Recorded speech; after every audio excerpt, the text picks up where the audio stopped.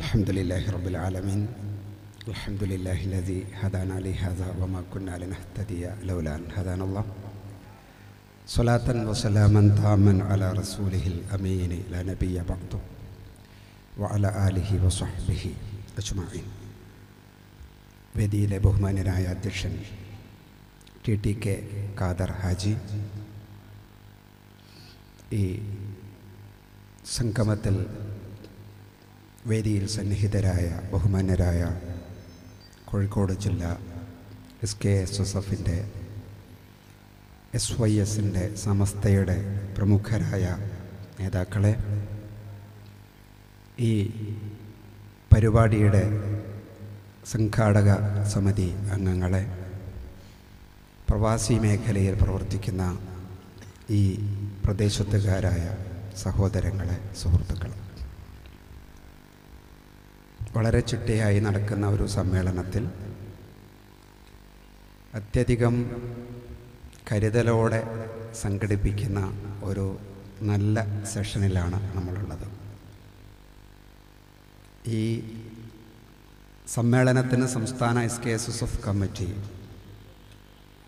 രണ്ട് വാക്കുകളെ ചേർത്ത് വെച്ചുള്ള നഗരിയെയാണ് വിഭാവനം ചെയ്തത്. ഒന്ന്,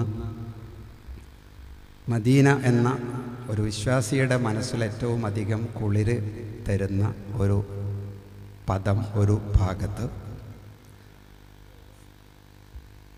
മദീന എന്ന് കേൾക്കുമ്പം സത്യവിശ്വാസിയുടെ ഭാഗത്ത് ഉണ്ടാകുന്ന ഒരു മനോവികാരത്തിൻ്റെ ഒരു ഇംഗ്ലീഷ് വാക്ക് പാഷൻ എന്ന് പറയുന്ന വേറൊരു വാക്ക്, ഇത് രണ്ടും കൂടി ചേർത്ത് മദീന പാഷൻ എന്ന പേരിൽ സംസ്ഥാനത്തെല്ലായിടത്തും ജില്ലാ സമ്മേളനങ്ങൾ നടക്കുന്നു, അതിൻ്റെ പ്രചാരണ പരിപാടികൾ നടക്കുന്നു. ഇവിടെ പ്രവാസി സംഗമത്തിൽ എന്നോട് പ്രവാസം ജീവിതം ക്രിയാത്മക ചിന്ത എന്ന വിഷയത്തെക്കുറിച്ച് സംസാരിക്കാനാണ് ആവശ്യപ്പെട്ടത്. ഞാനിന്ന് രാവിലെ എഴുന്നേറ്റ് എൻ്റെ സാധാരണ കൃത്യങ്ങളൊക്കെ ചെയ്ത് വളരെ തിരക്ക് പിടിച്ച് പണി നടക്കുന്ന എൻ്റെ വീട്ടിൻ്റെ സൈറ്റിലേക്ക് ചെന്നു.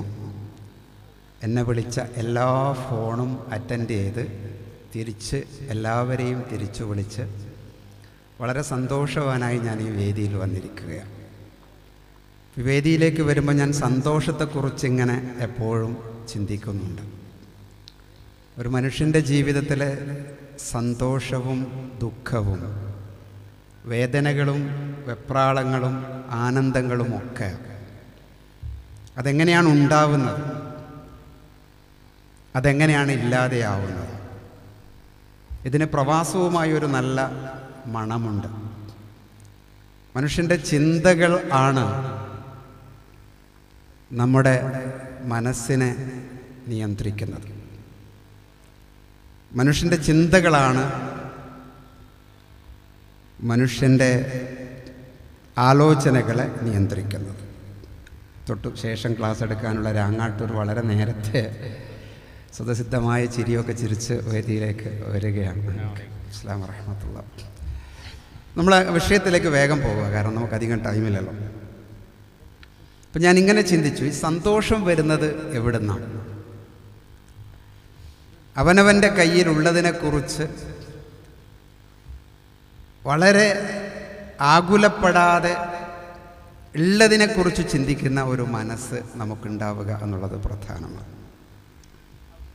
പരിശുദ്ധ ഖുർആനിൽ ഇങ്ങനൊരു വചനം സത്യവിശ്വാസികളോട് വളരെ ശ്രദ്ധേയമായി നമ്മൾ ഓർമ്മിക്കേണ്ട ഒരു വചനം. അഫബിനിഅ്മത്തില്ലാഹി വറഹ്മതിഹി വലിദാലിക ഫല്യഫ്റഹു എന്നൊരു വചനം. അള്ളാഹു തന്ന അനുഗ്രഹങ്ങളെ ഓർമ്മിച്ചിട്ട്, അള്ളാഹ് തന്ന കാരുണ്യങ്ങളെ ഓർമ്മിച്ചിട്ട്, അതിൻ്റെ കാരണം പറഞ്ഞിട്ട് നിങ്ങൾ സന്തോഷിക്കുക. വല്യഫ്റഹു, സന്തോഷിക്കുക എന്ന് പറയുന്നൊരു വാക്കുണ്ട്. പക്ഷെ എന്നിട്ടും ഖുർആൻ ഓതുന്ന ഖുർആൻ്റെ വക്താക്കളായ നമ്മുടെ ജീവിതത്തിൽ സന്തോഷം വരാതിരിക്കാനുള്ള കാരണം എന്താണെന്ന് പറഞ്ഞാൽ, ഒന്നാമത്തെ ഒരു കാര്യം, മനുഷ്യരെല്ലാവരും നാളെയെക്കുറിച്ച് കൂടുതൽ ആദിയോടെ ചിന്തിക്കുന്നവരാണ്. ഇന്ന് നേരം വെളുത്താൽ നമ്മുടെ ഒരു ചിന്ത നാളെ എന്താകും, വീട്ടിൻ്റെ പണി എന്താകും, മക്കളുടെ കല്യാണം എന്താകും, വിസയുടെ കാര്യം എന്താകും, കഫീൽ നമ്മളോട് എങ്ങനെ പെരുമാറും, നിത്താക്കാത്ത് എവിടെ ചെന്ന് അവസാനിക്കും. നാളെക്കുറിച്ച് നമ്മൾ നിരന്തരമായി ചിന്തിക്കുന്നതോടുകൂടി സംഭവിക്കുന്നത് ഇന്ന് നമ്മുടെ അരങ്ങത്ത് നിന്ന് അങ്ങ് മാഞ്ഞു പോകും. ഇന്ന് നമ്മുടെ കയ്യിലുണ്ട്. ഇന്നിനെ ഇങ്ങനെ കയ്യിലെടുത്ത് ഒരു പഴത്തെ നോക്കുന്ന പോലെ നോക്കി അതിൻ്റെ തോലിങ്ങനെ പൊളിച്ച് അതിൻ്റെ അകത്തുള്ളത് ഇങ്ങനെ സന്തോഷത്തോടു കൂടി തിന്ന് ഇങ്ങനെ കൈകാര്യം ചെയ്യുന്ന ഒരു മാനസികാവസ്ഥയിലേക്ക് നമുക്ക് കടന്നു പോകാൻ പലപ്പോഴും പറ്റില്ല. ഇന്ന് നേരം വെളുത്താൽ നമ്മൾ നാളെയെക്കുറിച്ച് ചിന്തിക്കും, നാളെ നേരം വെളുത്താലോ മറ്റന്നാളെക്കുറിച്ച് ചിന്തിക്കും, നാളെയും കുളമാകും. അങ്ങനെ മനസ്സിൽ നമ്മൾ നാളെക്കുറിച്ച് വളരെ ഗൗരവത്തിൽ ചിന്തിക്കുന്ന ഒരു മനസ്സ് ഉണ്ടാകുമ്പം വലിദാലിക ഫല്യഫ്റഹു, അതുകൊണ്ട് നിഅമത്ത് കൊണ്ട് അനുഗ്രഹങ്ങളെ കൊണ്ട് നിങ്ങൾ സന്തോഷിക്കൂ എന്ന ഖുർആനിൻ്റെ ആഹ്വാനം നടക്കാതെ പോകുന്നു. പ്രവാസി അനുഭവിക്കുന്ന ഏറ്റവും വലിയ വേദന എന്ന് പറയുന്നത് അകാരണമായ സ്ട്രെസ്സാണ്. എല്ലാം ഇയാളുടെ തലയിലാണ്. കുടുംബഭാഗം ഒരു ഭാഗത്ത്, സംഘടനയുടെ ഭാഗം വേറൊരു ഭാഗത്ത്, എവിടെയാണ് എൻ്റെ ജീവിതം അവസാനിക്കുക എന്ന് പറയുന്നൊരു ചിന്ത ഒരു ഭാഗത്ത്.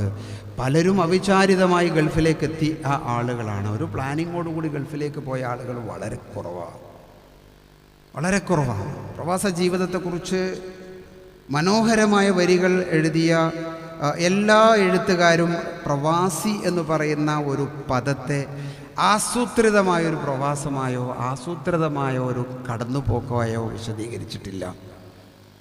നമ്മൾ പൊടുന്നനെ അങ്ങനെ എത്തിപ്പെടുകയാണ് പലപ്പോഴും. എത്ര കാലം അവിടെ ഉണ്ടാകും എന്നും നമ്മൾ പലരും തീരുമാനിച്ചിട്ടില്ല. അതുകൊണ്ട് നമ്മുടെ നാളെക്കുറിച്ച് നമ്മുടെ മനസ്സിൽ കൃത്യമായ ധാരണകളില്ലാതിരിക്കുമ്പം ഇന്നിൻ്റെ സന്തോഷം നമുക്ക് നഷ്ടപ്പെടുക. ഞാൻ പൊതുവേ കുടുംബക്കാരോട് ക്ലാസ്സൊക്കെ എടുക്കുമ്പോൾ പറയും, നാളെ നിങ്ങൾ സത്യത്തിൽ കണ്ടിട്ടുണ്ടോ? നമ്മൾ ആരെങ്കിലും നാളെ കണ്ടിട്ടില്ലല്ലോ. നാളെ നേരം വെളുത്ത് കഴിഞ്ഞാൽ അത് നമ്മൾ ഇന്നാണ്, മറ്റന്നാളെ നേരം വെളുത്ത് കഴിഞ്ഞാലും അത് ഇന്നാണ്. സത്യത്തിൽ നാളെ എന്ന് ആലോചിക്കുക അല്ലാതെ നാളെ നമ്മൾ ആരും കണ്ടിട്ടില്ല. ആ നാളേക്ക് വേണ്ടിയുള്ള ബേജാറിലും വെപ്രാളത്തിലും ഇന്ന് നമ്മുടെ കയ്യിൽ നിന്ന് നഷ്ടപ്പെട്ടു പോകുന്ന ഒരവസ്ഥ. ഇംഗ്ലീഷിൽ ഇങ്ങനെ ഒരു ചൊല്ലുണ്ട്, yesterday is cancelled cheque and tomorrow is promised note, today is ready cash. ഇന്നലെ എന്ന് പറയുന്നത് ക്യാൻസലായിപ്പോയ ചെക്ക, അതിപ്പോൾ നമുക്ക് മാറാൻ പറ്റില്ല. And tomorrow is promised note, ആരോ തരാമെന്ന് പറഞ്ഞ പൈസയാണ്, അത് കിട്ടുമെന്ന് നമുക്ക് പ്രത്യേകിച്ചും ഇന്നത്തെ കാലത്ത് ഇപ്പോഴത്തെ സാഹചര്യത്തിൽ പറയാൻ പറ്റില്ല. And today is ready cash, ഇന്ന് നമ്മുടെ കയ്യിലുള്ളത് റെഡി ക്യാഷാണ്. ഇത് കീശയിലുണ്ടോ നിങ്ങൾക്ക് എടുക്കാം, നിങ്ങൾക്കതിനെ ഉപയോഗിക്കാം, അത് നിങ്ങളുടെ ജീവിതത്തിൻ്റെ ഭാഗമാണ്.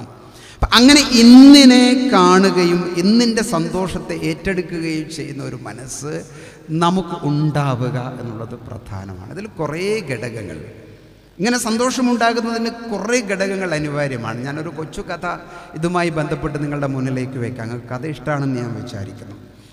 ഒരു കൊച്ചു കഥ ഇങ്ങനെയാണ്. ഒരു സന്യാസിയുടെ മുന്നിൽ ഒരു യുവാവ് അയാളുടെ കയ്യിലുള്ള എല്ലാ നിധിശേഖരങ്ങളും എടുത്ത് കൊണ്ടുവച്ചിട്ട് പറഞ്ഞു, ഇതെല്ലാം നിങ്ങൾ എടുത്തോളൂ എന്ന് പറഞ്ഞു. ഇതെല്ലാം നിങ്ങൾ എടുത്തോളൂ എന്ന് പറഞ്ഞു. അപ്പോൾ സന്യാസി അയാളുടെ മുഖത്തേക്ക് നോക്കി. അയാൾ പറഞ്ഞു, ജീവിതത്തിൽ എനിക്ക് ഇതുകൊണ്ട് പ്രത്യേകിച്ച് സന്തോഷമൊന്നും ഉണ്ടായിട്ടില്ല, അതുകൊണ്ടെല്ലാം നിങ്ങൾ എടുത്തോ എന്ന് പറഞ്ഞു. ഞാനും സന്യാസനത്തിന് പോകാമെന്ന് പറഞ്ഞു. ഈ സന്യാസി ചെറുപ്പക്കാരനെ പരീക്ഷിക്കുകയാണ്.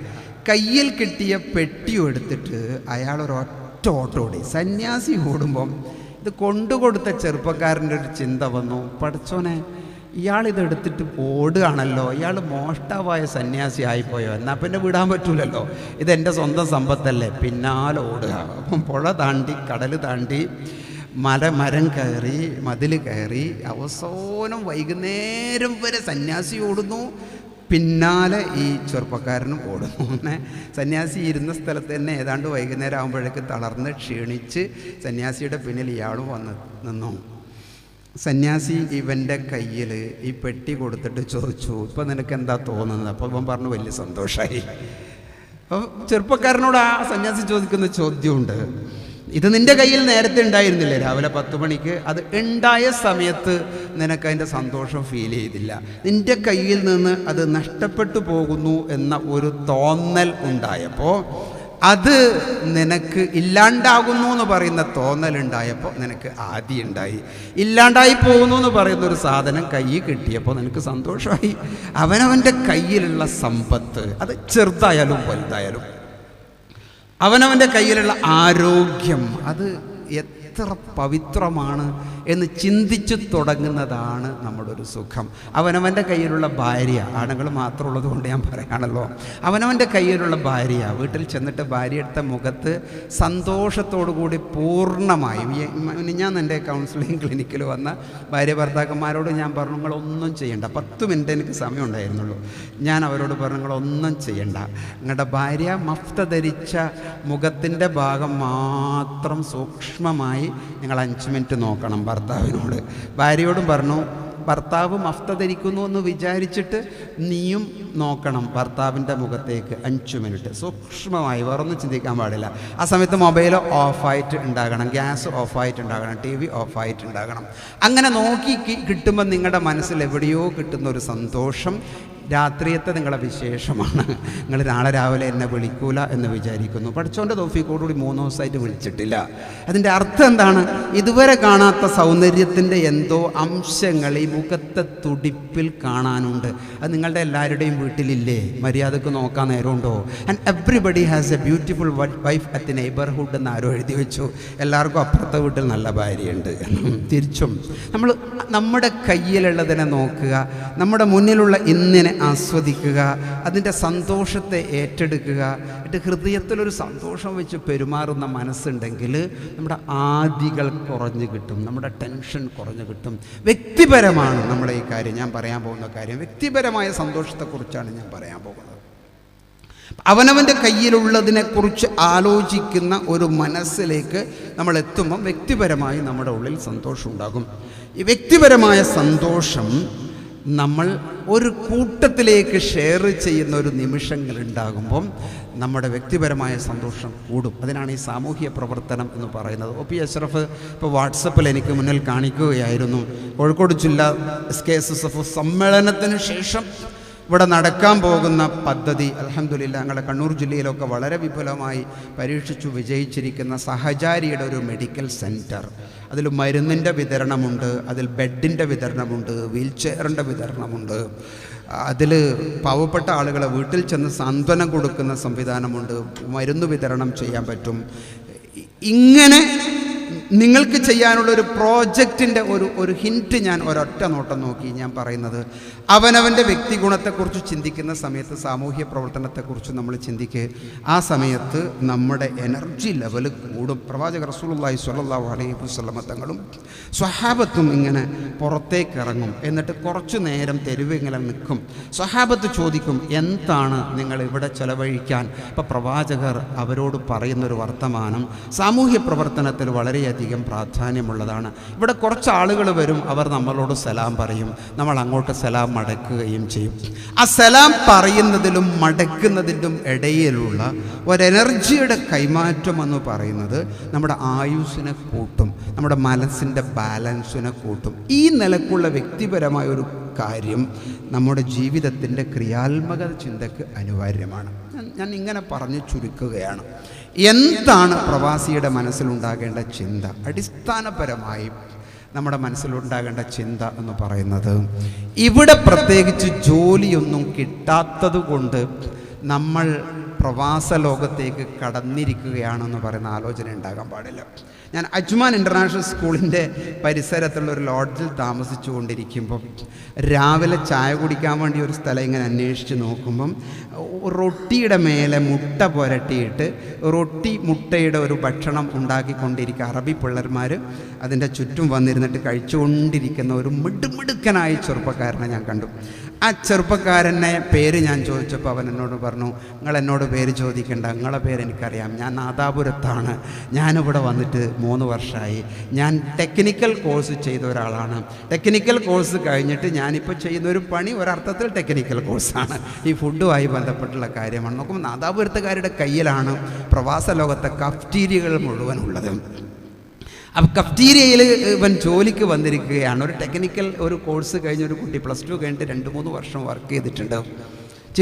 ചിന്തിച്ചു നോക്കണേ, പക്ഷെ അവൻ്റെ മുഖത്ത് സന്തോഷം ഞാൻ കണ്ടു. എന്താ കാര്യം എന്നറിയോ? അവൻ എന്നോട് പറഞ്ഞു, ഇതൊക്കെ ജീവിതത്തിൻ്റെ ഒരു ഭാഗമാണ്, എല്ലാ കാലവും ഞാൻ ഉണ്ടാവും, നിങ്ങൾ എന്നെ ഉറപ്പിക്കേണ്ട, അടുത്ത വർഷം നിങ്ങളിവിടെ വരുന്നുണ്ടെങ്കിൽ ഒരുപക്ഷെ നിങ്ങൾ എന്നെ കണ്ടുകൊള്ളണമെന്നില്ല, ഞാൻ എൻ്റെ നാട്ടിനെ കുറിച്ച്. നിങ്ങൾ ഒരിക്കലും ഇപ്പോഴത്തെ ഈ പ്രവാസ ജീവിതത്തിൽ അങ്ങനെ അറസ്റ്റ് ചെയ്തു പോയ പോലുള്ള ഒരു ജീവിതം ായിരിക്കരുത്. എവിടെയെങ്കിലും ലൈഫിൽ ചലനം ഉണ്ടാകണം. ഒഴുകുന്ന വെള്ളം ശുദ്ധിയുള്ളതാണ് എന്ന് ഇസ്ലാമിലെ ഫിഖ് പഠിപ്പിച്ചിട്ടുണ്ട്. അതുകൊണ്ട് തന്നെ ഒഴുക്ക് എന്ന് പറയുന്നത് അനിവാര്യമാണ്, ഒന്നിൽ അവസാനിക്കാൻ പാടില്ല. ഇത് തന്നെയാണ് എൻ്റെ ജീവിതം എന്ന് വിചാരിച്ച് നിൽക്കാൻ പാടില്ല. ഷാർജയിലെ ഒരു അപ്പാർട്ട്മെൻറ്റിൽ ഞാൻ കയറി ചെന്നപ്പോൾ അവിടെ 22 ആളുകൾ താമസിക്കുന്നുണ്ട്. 22 ആളുകൾ താമസിക്കുന്ന ആ റൂമിൽ 4 അട്ടി ബെഡ് വെച്ചിട്ടുണ്ട്. 4ാമത്തെ അട്ടിയിലാണ് എന്നെ കൊണ്ടുപോയ ചങ്ങാതി കയറേണ്ടത് കിടന്നുറങ്ങാൻ വേണ്ടിയിട്ട്. അവൻ റൂമിൻ്റെ വാതിൽ തുറന്ന് സാവധാനം തുറന്നിട്ട് ഫ്രിഡ്ജ് തുറന്നു വെച്ചു. ഞാൻ ചോദിച്ചു, നീ എന്തിനാണ് ഫ്രിഡ്ജ് തുറന്നു വയ്ക്കുന്നത്? അത് ലൈറ്റ് ഇടാൻ പറ്റില്ല, കാരണം മറ്റോൻ്റെ ഷിഫ്റ്റ് കഴിഞ്ഞിട്ട് വന്ന് ഉറങ്ങുകയാണ്. ഫ്രിഡ്ജിൻ്റെ ഡോറ് തുറന്നിട്ടാണ് ഉച്ചക്കേക്ക് ഉണ്ടാക്കി വെച്ച ഭക്ഷണം കഴിച്ചത്. അതേ റൂമിൽ ഞാനൊരു ക്ലോക്ക് വെച്ചിട്ട് കണ്ടു. എവിടെ? റൂമിലല്ല, ടോയ്ലറ്റിൽ. അപ്പം ഞാൻ വീണ്ടും ചോദിച്ചു, എന്തേ ടോയ്ലറ്റിലൊക്കെ ക്ലോക്ക് വെക്കാൻ? അപ്പോൾ ചങ്ങാതി പറയാ, അതെ, എനിക്ക് 5 മിനിറ്റ് ആ ടോയ്ലറ്റ് ടൈം. 5 മിനിറ്റ് കഴിഞ്ഞ് ഞാൻ 6 മിനിറ്റ് ഉപയോഗിച്ചാൽ മറ്റോൻ്റെ പഞ്ചിങ് തെറ്റും. ആരാണ് ഈ പറയുന്നതെന്നറിയും? ടൈം മാനേജ്മെൻറ്റ് ഉസ്താദുമാരായിട്ട് അവരവിടെ മാറിയിട്ടുണ്ട്. മെട്രോയിൽ നിങ്ങൾ എത്തുന്നതിന് 2 മിനിറ്റ് ലേറ്റ് ആയിട്ടുണ്ടെങ്കിൽ അടുത്ത ട്രെയിൻ 4 മിനിറ്റ് കഴിയുമ്പോഴേ വരുള്ളൂ. അപ്പം 4 മിനിറ്റ് നിങ്ങൾക്ക് പോയാൽ നിങ്ങളുടെ പഞ്ചിങ് പോകും. എന്നാൽ ഇവിടെ വന്നിട്ട് മലയാളി താത്തമാരുടെ മുന്നിൽ നിങ്ങൾ പ്രവാസി അത്തറൊക്കെ പൂശിയിട്ട് നിങ്ങൾ ഉരുട്ടും. വൈഫിങ്ങനെ അങ്ങോട്ടും ഇങ്ങോട്ടും ഉരുട്ടിയാൽ നിങ്ങളെ പ്രഭാതത്തിലെ ചായയില്ലേ, അവിടെ നിങ്ങൾ കട്ടൻ സുലൈമാനി കുടിക്കുന്നത് 8:30 മണിക്ക്, നിങ്ങളെ ബ്രേക്ക്ഫാസ്റ്റ് 11:30 മണിക്ക്, നിങ്ങളെ ചോറ് ഉച്ചക്കത്തെ ചോറ് 3:30 മണിക്ക്. നിങ്ങളിങ്ങനെ നിൽക്കുമ്പം ഇവിടുത്തെ താത്ത വിചാരിക്കുക, അൽഹംദുലില്ലാഹ് മനുഷ്യൻ എന്തൊരു സുഖ, യാതൊരു കാര്യമില്ല, ഏത് സമയത്തും ഫുഡ് കഴിക്കാം, എങ്ങനെയും ചിന്തിക്കാം. ഇവിടെ നിങ്ങൾ ഈ പ്രവാസ ലോകത്ത് തിരിച്ച് നിങ്ങളോട്ട് ഇങ്ങോട്ട് വരുമ്പോൾ ഉണ്ടാകുന്ന നിങ്ങളുടെ ആസ്വാദനം ഒരിക്കലും ഫാമിലിക്ക് കണ്ടീഷനിങ് എലമെൻ്റ് ആകാൻ പാടില്ല. ഞാൻ എപ്പോഴും പറയും, അവർക്ക് നിങ്ങളിത് എപ്പോഴെങ്കിലും നിങ്ങൾക്ക് ഒരുപക്ഷെ വിസ എടുത്തിട്ട് അവളെ കൊണ്ടുപോയിട്ട് ഇത് കാണിച്ചു കൊടുക്കാൻ പറ്റില്ലായിരിക്കും, പക്ഷേ അവിടുത്തെ ജീവിതത്തിൻ്റെ ചിന്ത നിങ്ങൾക്ക് കാണിച്ചു കൊടുക്കണം. എമിറേറ്റ്സ് റോഡിലൂടെ വണ്ടി ഓടിച്ചു പോകുമ്പം നിങ്ങൾക്ക് ഹയാത്ത് റീജൻസി കാണാൻ പറ്റും, അല്ലേ? ഗൾഫിലെ ദുബൈയിലെ ഏറ്റവും പ്രധാനപ്പെട്ട ഒരു ഹോട്ടൽ. ഹയാത്ത് റീജൻസിൻ്റെ ചുമരിൻ്റെ മേലെ ഒരു നൂലിൻ്റെ മേലെ 2 പക്ഷികളെപ്പോലെ ഒരാളെ ഞാൻ നട്ടുച്ചക്ക് കണ്ടു. നട്ടുച്ചക്ക് നൂലിൻ്റെ മേലെ പക്ഷികളെപ്പോലെ 2 മനുഷ്യന്മാർ ദൂരെ നിന്ന് മെയിൻ്റനൻസ് വർക്ക് ചെയ്യുമ്പോൾ ഞാൻ എൻ്റെ കൂടെയുള്ള ആളോട് ചോദിച്ചു, ആരായിരിക്കും ആ മനുഷ്യന്മാർ? അപ്പോൾ ഇവൻ പറഞ്ഞു, ഒന്നുകിൽ ഒരു ബംഗാളി ആയിരിക്കും, അല്ലെങ്കിൽ ഒരു ശരാശരി മലയാളി ആയിരിക്കും. ആ മലയാളിക്ക് 800 ദിർഹംസ് കിട്ടും. 800 ദിർഹംസ് ഇന്ത്യൻ മണി 15,000 ഉറുപ്പികയാണ്. ആ 15,000 ഉറുപ്പിക ഇവൾക്ക് ഇയാളുടെ കയ്യിൽ കിട്ടുന്നതിൻ്റെ ഒരു അവസ്ഥ നിങ്ങൾ ആലോചിച്ച് നോക്കൂ. ശരാശരിക്കാരെ കുറിച്ച് നമ്മൾ ചിന്തിക്കൂ. നാദാപുരം ഭാഗത്ത് ഒരുപക്ഷെ 5,000-6,000 സ്ക്വയർ ഫീറ്റ് വീടെടുത്തിട്ട് അതിൻ്റെ ചുറ്റുഭാഗം മുഴുവനും ക്ലാഡിംഗ് ടൈൽസ് പാകിയിട്ട് അതിൻ്റെ അകത്ത് മുഴുവനും ഈ ടീക്കിൻ്റെ വുഡ് ഉപയോഗിച്ച് കാർവിങ് ചെയ്തിട്ട് അത് പോളിഷ് ചെയ്തിട്ട് നിലത്തൂടെ നടന്നു പോകുന്നതിൻ്റെ അടിയിൽ വെള്ളത്തിൻ്റെ ജലധാര വെച്ചിട്ട് ഇങ്ങനെയൊക്കെ വീടെടുത്ത് വളരെ സമർത്ഥമായി ജീവിക്കുന്ന ആളുകൾ ഉണ്ടാകാം. പക്ഷെ അതിൻ്റെ ഇടയിൽ ഈ വേദനിക്കുന്ന കുറേ ആളുകളെ നമുക്ക് കാണാൻ പറ്റും. കഫ്തീരിയയിൽ ജീവിക്കുന്ന കേരളത്തിലൊരു പ്രധാനപ്പെട്ട സ്ഥാപനത്തിൽ പിരിവിന് പോയപ്പോൾ 10 ദിർഹംസ് എടുത്തു കൊടുത്തു. ഇന്ത്യയുടെ പൈസ 10 ദിർഹംസ് എന്ന് 150 ഉറുപ്പികയായിരിക്കും. 10 ദിർഹംസ് എടുത്തു കൊടുത്ത ആളോട് ഇത് പോരല്ലോ ചങ്ങാതി എന്ന് പറഞ്ഞപ്പോൾ ആ ജോലി ചെയ്യുന്ന ചെറുപ്പക്കാരൻ ചെയ്തൊരു പണിയുണ്ട്. തൻ്റെ കുപ്പായ അഴിച്ചിട്ട് ബനിയനില്ലേ അതിങ്ങനെ അഴിച്ചിട്ട് ഈ സമാവറിൻ്റെ മുന്നിൽ നിൽക്കുന്ന ചെറുപ്പക്കാരൻ ബനിയൻ അഴിച്ചിട്ട് പിഴിഞ്ഞങ്ങ് കൊടുത്തു. ഇത് നോക്ക്, എൻ്റെ ശരീരത്തിൽ നിന്ന് ഒറ്റിട്ട് പോകുന്ന വിയർപ്പ്. നിങ്ങൾ ഈ മെസ്സേജ് നിങ്ങളുടെ ഭാര്യ അറിയാതെ പോകരുത്. അതാണ് ഞാൻ പറയുന്നത്. നിങ്ങൾ അവിടുത്തെ ജീവിത സാഹചര്യം നിങ്ങളുടെ കുടുംബം അറിയാതെ പോകരുത്. 15,000-20,000 കിട്ട ആടുജീവിതം പോലെ ഒരു ജീവിതം മുന്നോട്ട് പോകുക. എന്നിട്ട് നിങ്ങൾക്ക് ആ 15,000 കിട്ടുന്നിടത്ത് SKSSFകാർ നിങ്ങളെ വിളിക്കും, മഹല്ല് കമ്മിറ്റി വിളിക്കും, നാട്ടിലുള്ള സർവ്വകല്യാണത്തിനും വിളിക്കും. അതിൽ നിന്നൊക്കെ അരിഷ്ടിച്ചിട്ട് നിങ്ങൾ 2 വർഷത്തേക്ക് ഒരു 1.5 ലക്ഷം ഉറുപ്പിക ഉണ്ടാക്കിയിട്ട് 1 മാസം മുമ്പേ നിങ്ങൾ പർച്ചേസ് തുടങ്ങും. കാരണം ഭാര്യയുടെ അനിയത്തിക്ക് ഇവരുടെ കാര്യങ്ങൾ അളവ് ഒക്കെ നോക്കി വാട്സപ്പിലൂടെ അളവെടുത്ത് ഡിസൈനിട്ട് നോക്കിയേ നിങ്ങൾ നാട്ടിലേക്ക് വരാനുള്ള ഒരു പ്രവാസിയുടെ ജീവിതത്തിലെ ഏറ്റവും സന്തോഷകരമായ നിമിഷം ഏതാണ്? നിങ്ങൾ കോഴിക്കോട് എയർപോർട്ടിലേക്ക് ഇറങ്ങി വന്നിട്ട് നിങ്ങളെ ലഗേജ് എടുത്ത് ട്രോളിയിലേക്ക് വെച്ചിട്ട് നിങ്ങളങ്ങനെ പുറത്തേക്ക് ഇമിഗ്രേഷനോ കയറിയിട്ട് ഉന്തി അങ്ങ് വരുന്നൊരു സ്ഥലമില്ലേ, നിങ്ങളെ ലഗേജ് സ്രുന്ന് പറഞ്ഞിട്ട് ഒഴുകിപ്പോകുന്നൊരു സ്ഥലമുണ്ട്.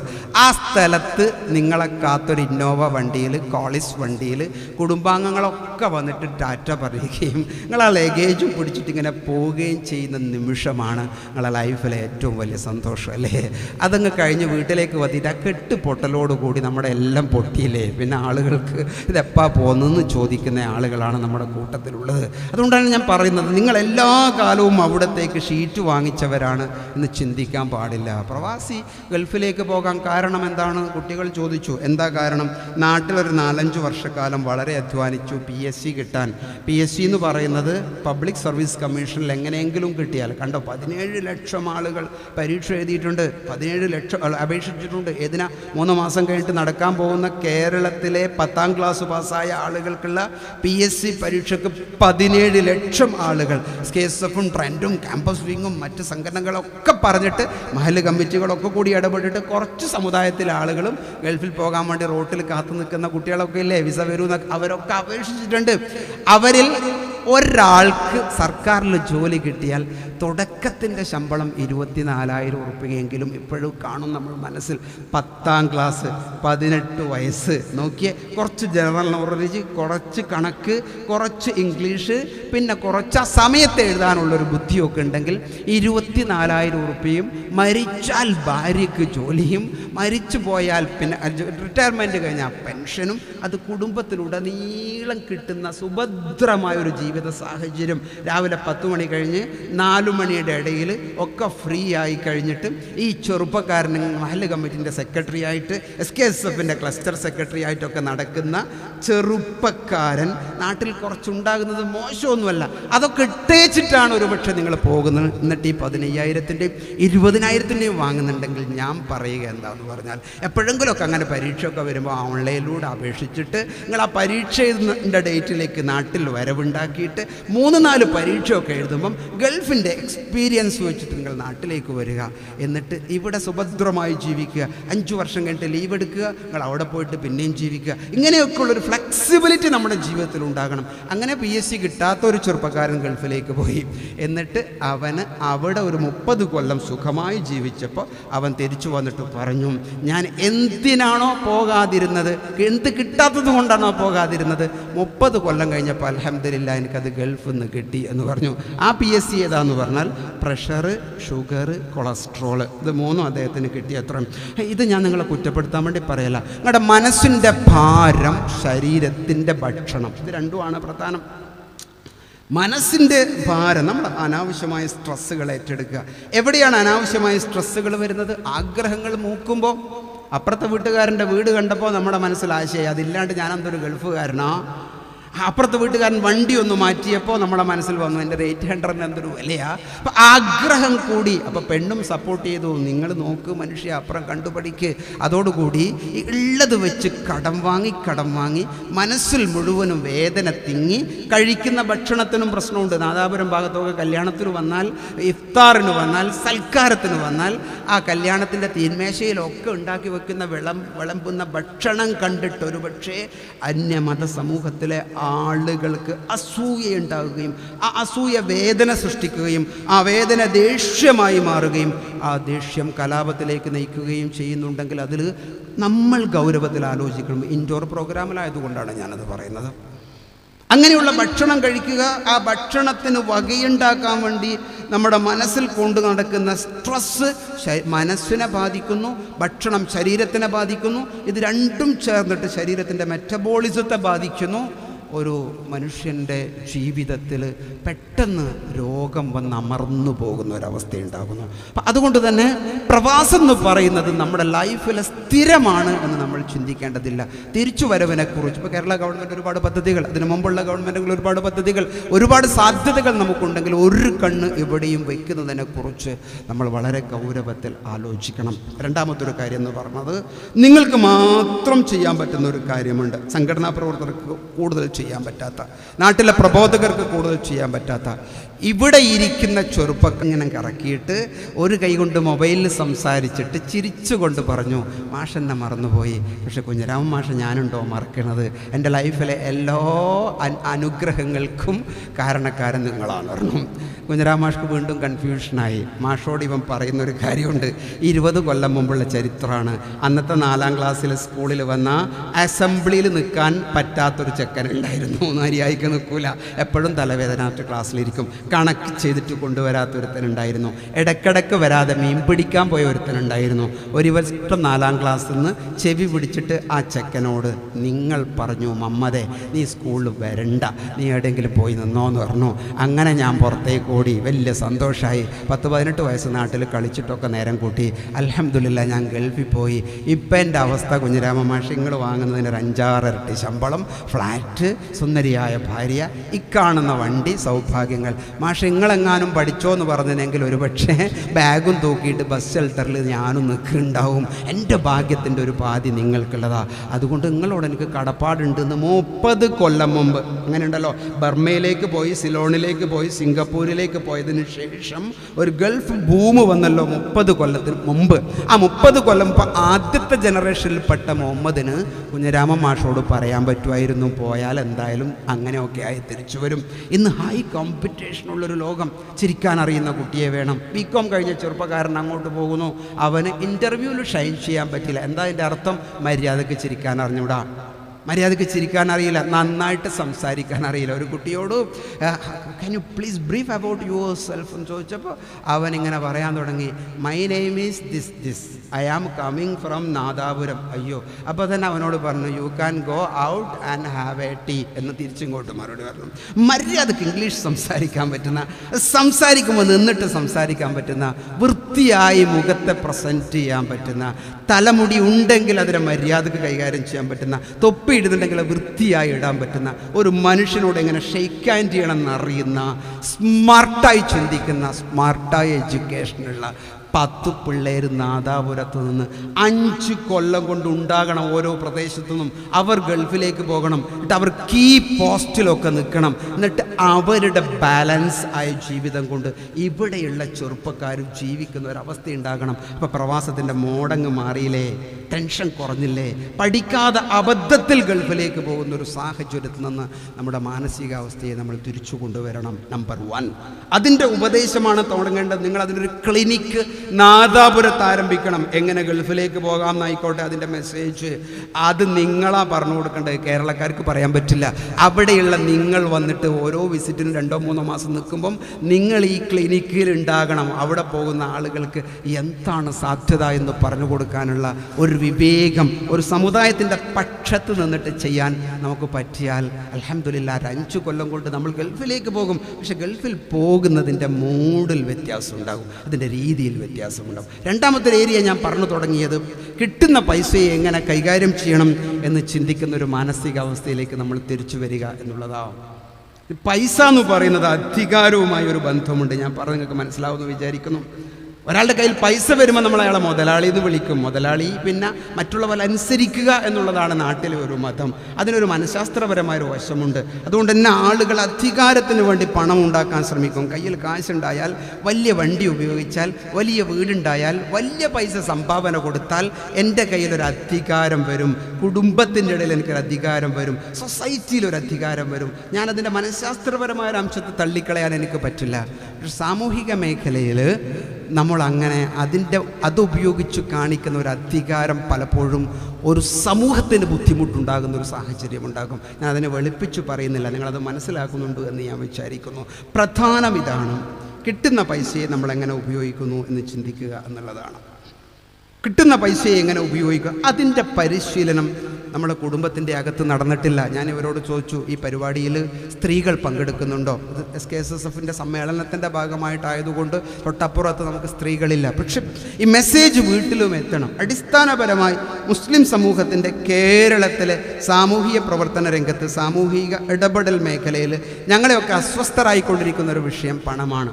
പൈസ ഇല്ലാത്ത ലോകത്തിൻ്റെ ഇടപെടൽ കൊണ്ട് ലോകത്ത് നടക്കുന്ന ഒരുപടി നന്മകളുണ്ട്. മിനിഞ്ഞാന്ന് ഞാൻ എൻ്റെ 23 കുട്ടികളെയും കൂട്ടിയിട്ട് ഒരു പെയിൻ ആൻഡ് പാലിയേറ്റീവ് സെൻ്ററിലേക്ക് ഒരു പഠനത്തിൻ്റെ ഭാഗമായിട്ട് പോയി.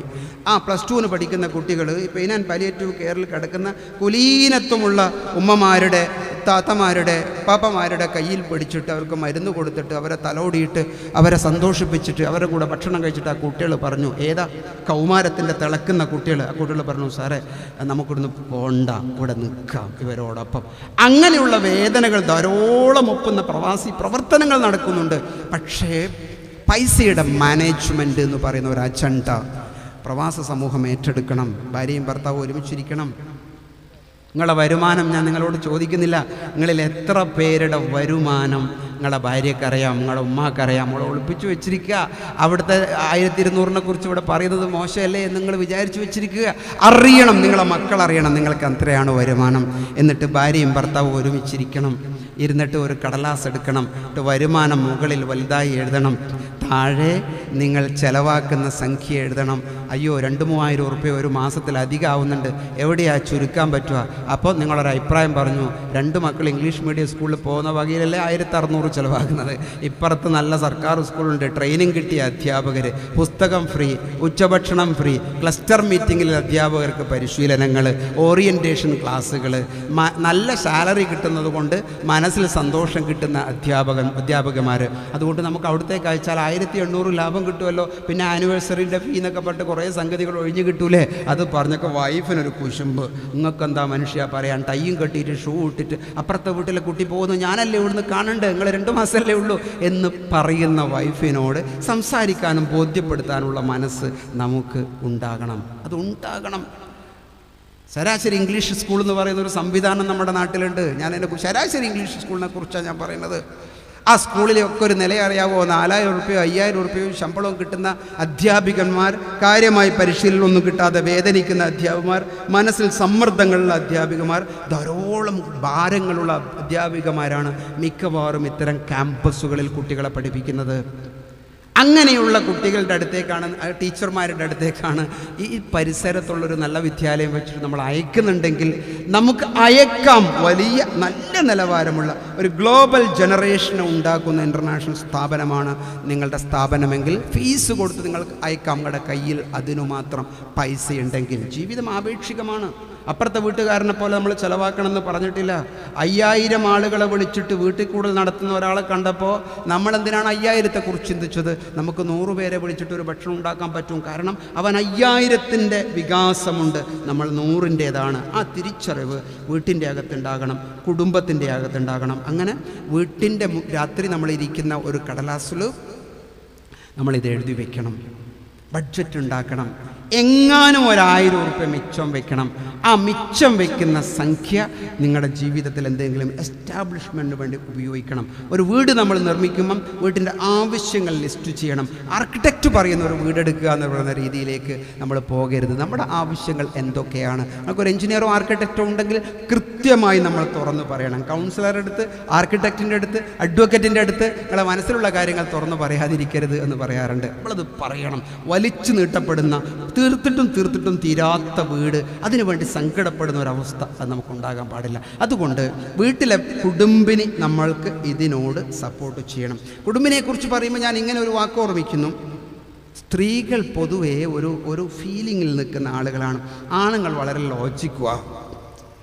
നിങ്ങളത് മനസ്സിലാക്കിയിട്ടുണ്ടാവും. നിങ്ങൾ ടെക്സ്റ്റൈൽ ഷോപ്പിൽ ഇവരെ കൂട്ടിയിട്ട് പർച്ചേസിന് കൊണ്ടുപോയി കഴിഞ്ഞാൽ നിങ്ങൾ ഒരുപക്ഷെ ഇതിൻ്റെ ചുരിദാർ വാങ്ങിക്കാൻ പോകുന്ന നേരത്ത് 2000 1500 ഉള്ള ഭാഗത്തേക്ക് കൈ ചൂണ്ടി നമുക്ക് അവിടെ നിന്ന് എടുക്കാം. വൈഫിന് നേരത്തെ ഈ ഷോപ്പ് അറിയാം. അവൾ 4000-ൻ്റെ ഭാഗത്തേക്ക് നിങ്ങളെ നയിച്ചു. നിങ്ങൾ പറഞ്ഞു നമുക്ക് ഈ 2000-ൻ്റെ പോരെ. അപ്പം മുഖത്തൊരു വെപ്രാളം വരുത്തിയിട്ട് നിങ്ങളോട് പറയും, നിങ്ങളെ പെങ്ങളോട് നിങ്ങളെങ്ങനെ കാണിക്കുന്നില്ലല്ലോ, എന്നോട് മാത്രം എന്താ ഇങ്ങനെ എന്ന് പറയുന്ന ഒരു ഫീലിങ്ങിൽ നിൽക്കുന്ന പെണ്ണ് ഉണ്ടെങ്കിൽ ആ പെണ്ണിനെ സ്നേഹിച്ച് നേരെ കൊണ്ടുവരിക മാത്രമാണ് നമ്മുടെ മുന്നിലുള്ളൊരു വഴി. നിങ്ങളുടെ ഒരവസ്ഥ പൂർണ്ണമായും ഉൾക്കൊള്ളുന്ന ഒരവസ്ഥയിലേക്ക് പെണ്ണ് മാറൽ മാത്രമാണ് വഴി. മലപ്പുറം ജില്ലയിലെ ഒരു ഭർത്താവ് എന്നോട്, ഒരു പ്രവാസി, ഒരു സുഹൃത്ത് എന്നോട് ഇങ്ങനെ ഒരു കഥ പറഞ്ഞു. ഞാനൊരു സദസ്സിൽ പറഞ്ഞപ്പോൾ ആ സദസ്സിലുള്ള ആളുകളുടെ മുഖത്ത് അതിൻ്റെ ഒരു അങ്കലാപ്പും ഇത്തിരി കരച്ചിലും ഞാൻ കണ്ടു. മലപ്പുറം ജില്ലയിലെ ഒരു പ്രവാസിയായ ഭർത്താവ് വന്നിട്ട് തിരിച്ചു പോകാൻ 3 മാസം ഏകദേശം ആയിട്ടുണ്ട്. നിങ്ങൾക്കറിയാം 3 മാസം ഏകദേശം നാട്ടിൽ നിന്ന് കഴിഞ്ഞാൽ മിക്കവാറും ഭാര്യയുടെ പണ്ടം നമ്മൾ ബാങ്കിൽ പണയം വെച്ചിട്ടുണ്ടാകും, അല്ലെങ്കിൽ എവിടെന്നെങ്കിലും ഒരു കാശ് നമ്മൾ കടമായി വാങ്ങിയിട്ടുണ്ടാകും. എന്താ കാര്യം? ഇവിടെ വന്നിട്ട് നമ്മൾ ജീവിക്കുന്ന ഒരു ജീവിതാവസ്ഥയുടെ പ്രതിഫലനമാണ്. റിയാലിറ്റിയിലേക്ക് തിരിച്ചു പോകാത്തൊരു കുഴപ്പമാണ്. ഈ ഭർത്താവ് ഫോൺ ചെയ്യുന്നത് അടുക്കളയിൽ നിന്ന് ഭക്ഷണമുണ്ടാക്കുന്ന ഭാര്യ കേട്ടു, ആരോടോ 15,000 രൂപ കടം ചോദിക്കുന്നു. എന്തിനാ? തിരിച്ചു പോകാനുള്ള ടിക്കറ്റ് ബുക്ക് ചെയ്യാൻ, നീ തൽക്കാലം പൈസ തരണം എന്ന് പറഞ്ഞു. അപ്പോൾ കുറേ കഴിഞ്ഞ് പണിയൊക്കെ കഴിഞ്ഞപ്പോൾ ഭാര്യ ബെഡ്റൂമിലേക്ക് ഭർത്താവിനെ വിളിച്ചു. എന്നിട്ട് പറഞ്ഞു, ഞാൻ നിങ്ങളുടെ കയ്യിലൊരു സാധനം ഏൽപ്പിക്കാൻ പോവാണ്. അപ്പോൾ ഭർത്താവ് ചോദിച്ചു, എന്ത് സാധനം? ഒരു കവർ എടുത്തിട്ട് അത് ഭർത്താവിൻ്റെ കയ്യിൽ അവാർഡ് കൊടുക്കുന്ന പോലെ കൊടുത്തിട്ട് പറഞ്ഞു, ഇത് ഞാൻ എൻ്റെ കയ്യിലുള്ള പൈസയാണ്, ഇത് 13,500 ചില്ലാൻ ഉറുപ്പിയാണ്, നിങ്ങൾക്ക് ഒരു ടിക്കറ്റിന് 10-12 അല്ലേ വേണ്ടി വരുള്ളൂ, ഈ പൈസ നിങ്ങൾ ഉപയോഗിക്കണം. ഭർത്താവിന് ആദ്യമായി, നിൻ്റെ കയ്യിൽ എവിടെ നിന്ന് കിട്ടി പെണ്ണേ പൈസ? ആ സമയത്ത് ഈ ഭാര്യ ഭർത്താവിനോട് പറഞ്ഞൊരു വാക്കാണ് ഞാൻ നിങ്ങളുടെ മുന്നിൽ അവതരിപ്പിക്കുന്നത്. ആ ഭർത്താവ് എന്നോട് ഭാര്യ ഇങ്ങനെ പറഞ്ഞു, അതെ, നിങ്ങൾ 10,000-12,000 കൊടുത്തയക്കുമല്ലോ, കുട്ടികൾ പെന്നിന് ചോദിക്കുമ്പം ഞാൻ ആദ്യം വാങ്ങിച്ചു കൊടുത്ത പെന്നിന് ശേഷം റീഫില്ലറേ വാങ്ങിക്കാറുള്ളൂ. അങ്ങനെ എനിക്ക് 3 രൂപ ലാഭം കിട്ടും ഒരു റീഫില്ലറിൻ്റെ മേലെ, ഒരു പേനയുടെ മേലെ. ഓട്ടോറിക്ഷയിൽ പോകേണ്ടിടത്ത് ഞാൻ ബസ്സിന് പോയിട്ടുണ്ട്, അങ്ങനെ എനിക്ക് 20-30 ഒരൊറ്റ യാത്രയിൽ ലാഭിക്കാൻ പറ്റിയിട്ടുണ്ട്. മനസ്സിലായില്ലേ? ഞാൻ ചികിത്സയിൽ ഞാൻ വളരെയധികം നിയന്ത്രിച്ചിട്ടുണ്ട്. നിങ്ങൾ കൊടുത്തയക്കുന്ന പൈസയിൽ മാസത്തിൽ 500-600 ഞാൻ ഈ കവറിലേക്ക് മാറ്റിയിട്ടുണ്ട്. അങ്ങനെ ഉണ്ടാക്കി വെച്ചൊരു പൈസ, ഒരു 13,000 രൂപ ഞാൻ നിങ്ങളുടെ കയ്യിലേക്ക് ഏൽപ്പിക്കുന്നു. ഇത് ഞാൻ പൈസ നിയന്ത്രിച്ച് വെച്ച പൈസ, നിങ്ങളുടെ സ്വന്തം പൈസയാണ്. ഇത് നിങ്ങൾക്ക് ചിലവാക്കാൻ തന്നിട്ടില്ല, പിന്നെ ഇതെന്തിനാണ് ഈ പൈസ എന്ന് മറ്റ് ചില ഭാര്യമാർ അങ്ങനെ ഉണ്ടാക്കി വെച്ച പൈസ ഭർത്താവ് വരുന്നുണ്ട് എന്നറിഞ്ഞാൽ സ്വർണ്ണാക്കി മാറ്റിയിട്ടുണ്ടാവും. കാരണം ഇതോറ് ചിലവാക്കി കളയുന്നു. സ്വർണ്ണം എന്നൊക്കെ പറയുന്നത് അങ്ങനെ ഒരു ചിന്തയാണ്. അപ്പം ഈ പെണ്ണ് കൊടുത്തപ്പോൾ ഭർത്താവ് ഈ പെണ്ണിൻ്റെ മുഖത്ത് നോക്കിയിട്ട് ഇത്തിരി കണ്ണുനീര് വന്നു എന്ന് പറഞ്ഞു. ആ ചെറുപ്പക്കാരൻ, നല്ല ആരോഗ്യമുള്ള ചെറുപ്പക്കാരൻ, കഠിനമായി ഗൾഫിൽ ജോലി ചെയ്യുന്ന ചെറുപ്പക്കാരൻ, വളരെയധികം സന്തോഷം. നിങ്ങളിപ്പോൾ വീട്ടിൽ ചെന്നാലും ഉച്ചക്ക് പരിപാടിയൊക്കെ കഴിഞ്ഞാൽ പറയൂ, ഒരു ഭാര്യൻ്റെ കഥ പറഞ്ഞതിന് ക്ലാസ്സിൽ നിന്നെയെല്ലാം കൊണ്ട്, അങ്ങനെയല്ല പറയേണ്ടത്. നിങ്ങളതിനെ പോസിറ്റീവായിട്ട് എടുക്കണം. നിങ്ങളുടെ കുഴപ്പമാണ്, കാരണം അവിടുത്തെ സാഹചര്യം നിങ്ങൾ പറഞ്ഞു കൊടുത്തിട്ടില്ല. ഇങ്ങനെ മാനേജ് ചെയ്യുന്ന ഒരു പെണ്ണിനെ നിങ്ങൾ ഉണ്ടാക്കണം. അതിനൊരു ചാടയും നിങ്ങൾ മനസ്സിൽ കാണാൻ പാടില്ല. അങ്ങനെ ഒരു ഫിനാൻഷ്യൽ മാനേജ്മെൻറ്റിൻ്റെ മനസ്സ് പ്രവാസിയുടെ മനസ്സിലേക്ക് ഉണ്ടാകണം. അത് സന്തോഷമുള്ളൊരു കാര്യമാണ്. അങ്ങനെ വരുമ്പോൾ ജീവിതത്തിൽ ധാരാളം സ്വസ്ഥതകൾ നമ്മുടെ മുന്നിൽ ഉണ്ടാകും.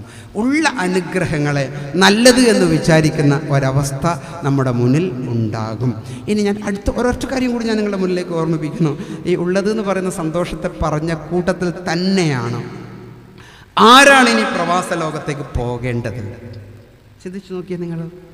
പ്രവാസ ലോകത്തിൻ്റെ സാധ്യതകൾ എവിടെയാണ്? അതിനുള്ളൊരു ജനറേഷൻ എവിടെയോ നമ്മുടെ സ്കൂളുകളിൽ വളരുന്നുണ്ട്, നിങ്ങളുടെ വീട്ടിൽ വളരുന്നുണ്ട്. ഇന്നലെ അസുഖം ബാധിച്ച ഒരാളുടെ വീട്ടിലേക്ക് ഞാൻ ചെന്നു. ആ വീട്ടിൽ അദ്ദേഹം ബെഡിൽ ഇങ്ങനെ കിടക്കുന്നു. അദ്ദേഹം ആക്സിഡൻറ്റ് വന്ന് നാട്ടിലേക്ക് വന്നിരിക്കുകയാണ്. അദ്ദേഹത്തിൻ്റെ മകൻ എൻജിനീയറിങ് കഴിഞ്ഞു. അദ്ദേഹം ഗൾഫിൽ ജോലി ഉറപ്പിച്ചു കഴിഞ്ഞിരിക്കുന്നു. ഞാൻ ചോദിച്ചു, എവിടെയാ ജോലി? അപ്പോൾ പറഞ്ഞു, ഒരു സൂപ്പർ മാർക്കറ്റിൽ അവനൊരു സൂപ്പർവൈസറായിട്ട് നിൽക്കുന്നു. എന്താ എൻജിനീയറിങ്ങിൽ അവൻ പഠിച്ചത്? അതിൻ്റെ ക്വാളിഫിക്കേഷൻ വേറെയാണ്. ആ കുട്ടി നിസ്സഹായനായ എൻ്റെ മുഖത്തേക്ക് നോക്കി, വേറെ നിർവാഹമൊന്നുമില്ല.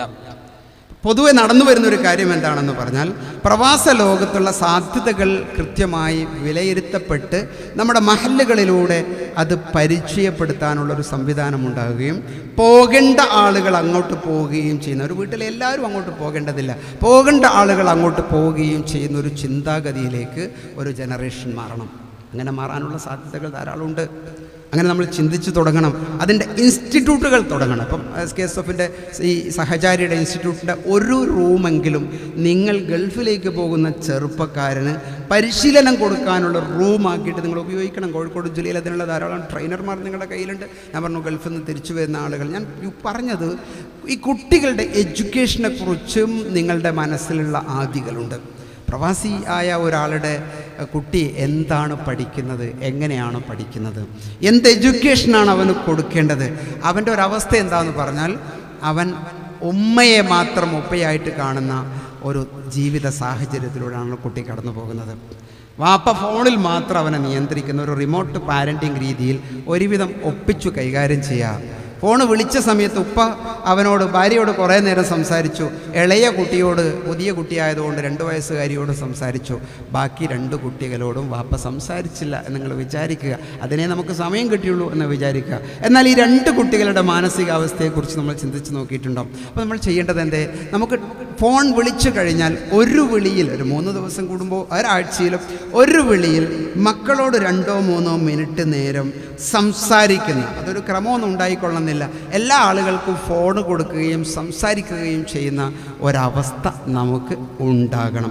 മക്കളെ നമ്മൾ വിശ്വാസത്തിലെടുക്കണം. ഞാൻ ഗൾഫിലേക്ക് എത്തിയത് കൊണ്ട് എൻ്റെ കുട്ടി ഗൾഫിലേക്ക് എത്തണമെന്നുള്ള വാശിയും പറ്റില്ല, എത്താൻ പാടില്ല എന്ന് പറയുന്ന വാശിയും നമുക്കുണ്ടാകാൻ പറ്റില്ല. അങ്ങനെ ഉണ്ടാവുമല്ലോ ചില ആളുകൾ, ഞാൻ ഏതായാലും ഇങ്ങനെയായി, എൻ്റെ കുട്ടി അങ്ങോട്ടേക്ക് പോകാൻ പാടില്ല എന്നും നമ്മൾ ചിന്തിക്കാൻ പാടില്ല. നമ്മൾ ചിന്തിക്കേണ്ടത് എന്താണെന്ന് പറഞ്ഞാലും പ്രവാസ ലോകത്തേക്ക് കടന്നു പോകുന്ന ജോലി സാധ്യതകളെ കൃത്യമായി വിലയിരുത്തിയിട്ട് നിങ്ങളുടെ വീട്ടിൽ, നിങ്ങളുടെ കുടുംബത്തിൽ അങ്ങോട്ട് പോകാൻ പറ്റുന്ന ഏതെങ്കിലും ഒരുത്തൻ ജനിച്ചിട്ടുണ്ടെങ്കിൽ ആ കുട്ടി അങ്ങോട്ട് തന്നെ പോകണം. അവനൊരു ഇൻ്റർനാഷണൽ സ്റ്റാൻഡേർഡിലേക്ക് തന്നെ വളരണം. അത് പരീക്ഷയ്ക്ക് മനഃപ്പാടമാക്കുന്ന കുട്ടി ആകൂല എന്നുള്ള കാര്യം ഉറപ്പാണ്.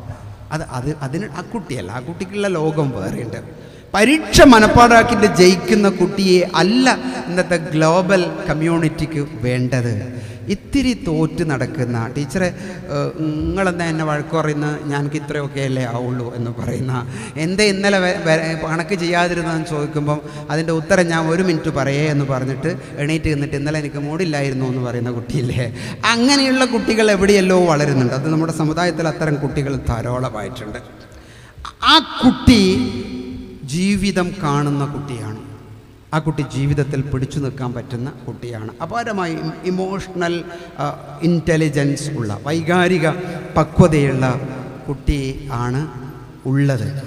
അത് നമ്മുടെ സമുദായത്തിൽ ധാരാളമുണ്ട്. നമ്മൾ ചിന്തിച്ച് നോക്ക്. ഒരു ചിത്രം ഞാൻ നിങ്ങളുടെ മുന്നിലേക്ക് ഇങ്ങനെ വയ്ക്കാം. +2 പരീക്ഷ കഴിഞ്ഞു ഒരു കുട്ടി സയൻസ് ഗ്രൂപ്പ് എടുത്തു. +2 പരീക്ഷ എഴുതിയ ഒരു കുട്ടി സയൻസ് ഗ്രൂപ്പ് എടുത്തു. സയൻസ് ഗ്രൂപ്പിൽ ആ കുട്ടി നല്ല പെർഫോമൻസ് കാണിച്ചു, 96-97%. അപ്പോൾ അധ്യാപകർ പറഞ്ഞു, നീ എൻട്രൻസ് പരീക്ഷ എഴുതിയിട്ട് ഡോക്ടർ ആവണം. അപ്പോൾ ആ കുട്ടിയുടെ മനസ്സിൽ തലയിൽ ഡോക്ടർ നിറഞ്ഞു. അങ്ങനെ കഷ്ടപ്പെട്ട് എഴുതി. ഭാഗ്യത്തിന് 2000-ൽ ചോടെ റാങ്കിൽ വന്നു. കുഴപ്പമില്ലാത്തൊരു മെഡിക്കൽ കോളേജിൽ ആ കുട്ടി മെറിറ്റിൽ MBBSന് പഠിക്കുന്നു. എന്നാൽ വീട്ടിലൊരു ഏട്ടനുണ്ടായിരുന്നു. 10ാം ക്ലാസ് കഷ്ടി ജയിച്ചു, +2 പാരൽ കോളേജിൽ പഠിച്ചു, +2 കഷ്ടി ജയിച്ചു, ഡിഗ്രി ചെയ്തു. BCom കഴിഞ്ഞിട്ട് ആരോ അവനോട് പറഞ്ഞു, നീ MBAക്ക് പോകണം. MBAയിൽ അവനെടുത്ത സ്പെഷ്യലൈസേഷൻ ഹോസ്പിറ്റൽ മാനേജ്മെൻറ്റ്. 10ാം ക്ലാസ് കഷ്ടി ജയിച്ചൊരുത്തന സ്കൂളിൽ പേര് പറയിപ്പിച്ചിട്ടുണ്ട്. വീട്ടിലും വലിയ അഭിപ്രായമൊന്നും ഉണ്ടായിട്ടില്ല. അനിയത്തി എൻട്രൻസ് കഴിഞ്ഞ് ഡോക്ടറായിട്ട് പുറത്തേക്ക് വരുന്നു. ഡോക്ടറായ അനിയത്തി ആദ്യം തന്നെ ഒരു ജോലി കിട്ടണമെന്ന് വിചാരിച്ച് ടൗണിലെ ഏറ്റവും വലിയൊരു ഹോസ്പിറ്റലിൽ ഇൻ്റർവ്യൂവിന് പോകുന്ന ഒരു രംഗമുണ്ട്. ഇൻ്റർവ്യൂവിൻ്റെ മാനേജറുടെ വാതിലിൻ്റെ മുന്നിൽ ഇൻ്റർവ്യൂവിന് വന്നിട്ട് ഗുഡ് മോർണിംഗ് എന്ന് പറഞ്ഞിട്ട് വാതിൽ കൊട്ടുന്ന സമയത്ത് കറങ്ങുന്ന കസേരയിലിട്ട് തിരിയുന്ന ആളാരാന്നറിയോ? 10ാം ക്ലാസ്സിൽ കഴിച്ച് ജയിച്ച ഏട്ടൻ നോക്കുമ്പം ഹോസ്പിറ്റലിൻ്റെ MD ആയിട്ട് നിൽക്കുന്നു. ഈ MD വേണം ആർക്ക് ജോലി കൊടുക്കാൻ? ഈ റാങ്ക് വാങ്ങിച്ചു പോയ അനിയത്തിക്ക് അയാൾ കനിഞ്ഞിട്ട് വേണം ജോലി കിട്ടാൻ. ഇങ്ങനെ ഒരു ഫിലോസഫി ലോകത്തുണ്ടായി വരുന്നുണ്ട്. ലോകത്തുള്ള 1ാം ക്ലാസ് ജനറേഷനെ ഭരിക്കുന്നത് 3ാം ക്ലാസ്സുകാരാണ്. അതാണ് ഉണ്ടായി വരുന്നത്. അപ്പോൾ 3ാം ക്ലാസ്സുകാരുടെ കയ്യിലാണ് ലോകത്തിൻ്റെ സ്മാർട്ട്നെസ് നിലനിൽക്കുന്നത്. നിനക്ക് ജോലി വേണം നിരന്തരം ചോദ്യങ്ങൾ ചോദിക്കുക. കസേരയിലിട്ടിട്ട് സ്കൂളിൽ മര്യാദയ്ക്ക് ജയിക്കാത്ത ഇവൻ, ഈ കുട്ടിക്ക് പറഞ്ഞേ പറ്റുള്ളൂ. ഭാഗ്യവശാൽ നമ്മുടെ സമുദായത്തിലെ കുട്ടികളൊക്കെ പലരും ആൺകുട്ടികളെ, പെൺകുട്ടികൾ നന്നായി ജനിക്കുന്നു. വിദ്യാഭ്യാസ മേഖലയിൽ വലിയൊരു ചർച്ച നടക്കുന്നുണ്ട്. പെൺകുട്ടികൾ വളരെ സമർത്ഥമായി പഠിക്കുന്നു. മുസ്ലിംസ്, നിങ്ങൾ ഈ കോഴിക്കോടും കോട്ടയത്തും തിരുവനന്തപുരത്തുമുള്ള മെഡിക്കൽ കോളേജിൻ്റെ കവാടത്തിൽ നിങ്ങൾ നിന്നാൽ പണ്ടാരോ അബദ്ധത്തിൽ പറഞ്ഞു പോയത് പോലെ അങ്ങാട്ടിൽ ഇവിടെ ഇരിക്കുന്നുണ്ട്. അറബിക് കോളേജ് കഴിഞ്ഞ് കുട്ടികൾ വരുന്നത് പോലെ അത്രയും സമർത്ഥരായ കുട്ടികൾ ഉണ്ട്. കോട്ടയം മെഡിക്കൽ കോളേജിലെ ഒരു വിശേഷം എൻ്റെ മോളിങ്ങനെ പറഞ്ഞു. റമദാനിൽ ക്ലാസ്സുകൾ, അത്താഴം വിതരണം ചെയ്യാൻ പഠിക്കുന്ന കുട്ടികൾക്ക് അത്താഴം വിതരണം ചെയ്യാൻ SKSSFൻ്റെ കുട്ടികൾ പൈസ സ്വരൂപിച്ചിട്ട് അവർ രാവിലെ 3:30 മണിക്ക് ഈ ഓരോ ബ്ലോക്കിലും വന്നിട്ട് വാർഡനെ കൊട്ടി വിളിക്കും. പെൺകുട്ടികൾക്കും ആൺകുട്ടികൾക്കും അത്താഴത്തിൻ്റെ പാക്കറ്റ് വിതരണം ചെയ്യുന്ന SKSFകാർ നമ്മുടെ ക്യാമ്പസിൽ കണ്ടോ. അങ്ങനെ ഒരു ജനറേഷനുണ്ട്. പക്ഷെ ആൺകുട്ടികൾ അതിൽ കുറവാണ്. ആൺകുട്ടികൾ എങ്ങോട്ട് പോകുന്നു? അതാണ് നമ്മുടെ വിഷയം. ആൺകുട്ടികൾ പലപ്പോഴും 10ാം ക്ലാസ് കഷ്ടി ജയിച്ചിട്ട് +2 എവിടെയെങ്കിലുമൊക്കെ കിട്ടിയിട്ട് പിന്നെ +2 എന്നൊക്കെ പറയുന്ന ഒരു നിലവാരത്തിൻ്റെയൊക്കെ ഒരു പ്രത്യേകത എന്ന് പറഞ്ഞാൽ ഇൻ്റർവെലൊന്നും ഇല്ലെങ്കിൽ സ്കൂളിൽ പോകില്ല മാഷേ എന്ന് പറഞ്ഞൊരു കുട്ടിയും. സത്യം, ഇൻ്റർവെൽ ഇല്ലെങ്കിൽ ഞാൻ സ്കൂളിൽ പോകില്ലായിരുന്നു. എന്താ അങ്ങനെ പറയാം? ഇൻ്റർവെല്ലിലെ രസമോ അത് ഇടയ്ക്കൊന്ന് അങ്ങോട്ട് നോക്കി ഇങ്ങോട്ട് നോക്കി ടോയ്ലറ്റിൻ്റെ അടുത്ത് പോയി നിന്ന് അതുണ്ടാക്കിയ സർക്കാരിന് നന്ദി ഒരു കുട്ടി വാട്സപ്പിൽ അയച്ചു. എന്തോ എന്തിനാണത്? ഇൻ്റർവെലാണ് ആ കുട്ടിയുടെ സന്തോഷം. അങ്ങനെ നേരം വെളുപ്പിച്ചു വന്ന ഒരു കുട്ടിയുണ്ട്. അവന് ഒന്ന് രാഗി മിനുക്കിയെടുത്താൽ, അവനൊരു പരിശീലനം കൊടുത്താൽ, അവനൊന്ന് ചിട്ടപ്പെടുത്തിയാൽ അവൻ്റെ ആവേശവും ശക്തിയും ഉഷാറും കുറച്ചൊരു ലാംഗ്വേജൊക്കെ ഉണ്ടെങ്കിൽ അവൻ പുറത്തെവിടെയോ ചെന്നിട്ട് ഏതെങ്കിലും ഒരു കമ്പനിയിലെ സ്മാർട്ടായ റിസ്ക് എടുക്കുന്ന മേഖലയിൽ പ്രവർത്തിക്കാൻ കഴിവുള്ള, റിസ്ക് എടുക്കാൻ പറ്റുന്ന, വ്യത്യസ്തമായി ചിന്തിക്കാൻ പറ്റുന്ന പ്രവൃത്തി. ഞാൻ ഈ അടുത്ത കാലത്ത് ഇങ്ങനെ ഒരു കഥ വായിച്ചു. ഒരു കമ്പനി വ്യത്യസ്തരായ ആളുകൾ ഒരുപാട് കൊണ്ടുവന്ന് നിറച്ചിട്ടുണ്ട്. നിങ്ങൾ ആലോചിക്കണം, നിങ്ങളെ വീട്ടിലെ കുട്ടികളെ മിടുക്ക് വ്യത്യസ്തരായ ഒരുപാട് ആളുകളെ കൊണ്ടുവന്ന് നിറച്ചിട്ടുണ്ട്. അപ്പോൾ അതിൽ സോപ്പ് ഫാക്ടറിയിൽ ആണ് ഈ സംഭവം നടക്കുന്നത്. സോപ്പ് ഫാക്ടറിയിൽ സോപ്പ് കുറച്ചെണ്ണം, സോപ്പില്ലാതെ കവർ മാത്രം, ബോക്സ് മാത്രം പുറത്തു പോകുന്നതായിട്ട് മാർക്കറ്റിങ്ങിൽ നിന്ന് പരാതി വന്നു. കമ്പനിക്ക് വലിയ നഷ്ടം വരാൻ പോവുക. കാരണം സോപ്പില്ലാണ്ട് വെറും ബോക്സ് മാത്രമെന്ന് വന്നാൽ അത് കമ്പനി പൂട്ടിപ്പോകും. കമ്പനി അടിയന്തരമായി യോഗം കൂടിയിട്ട് ആളുകളെയൊക്കെ വിളിച്ചു, എന്താ ചെയ്യേണ്ടതെന്ന് ചോദിച്ചു. അപ്പോൾ ആളുകൾ പറഞ്ഞു, സോപ്പുണ്ടോയെന്ന് ഉറപ്പ് വരുത്തണം. അതിനെന്താ മാർഗം? വലിയ കമ്പനിയാണ്, ആയിരക്കണക്കിന് സോപ്പ് ഓരോ മിനിറ്റും പുറത്തേക്ക് വരുന്ന കമ്പനിയിൽ ഇതെങ്ങനെയാണ് ഉറപ്പ് വരുത്തുക? അത് മനുഷ്യശക്തിക്ക് കഴിയാൻ പറ്റാത്തതാണ്.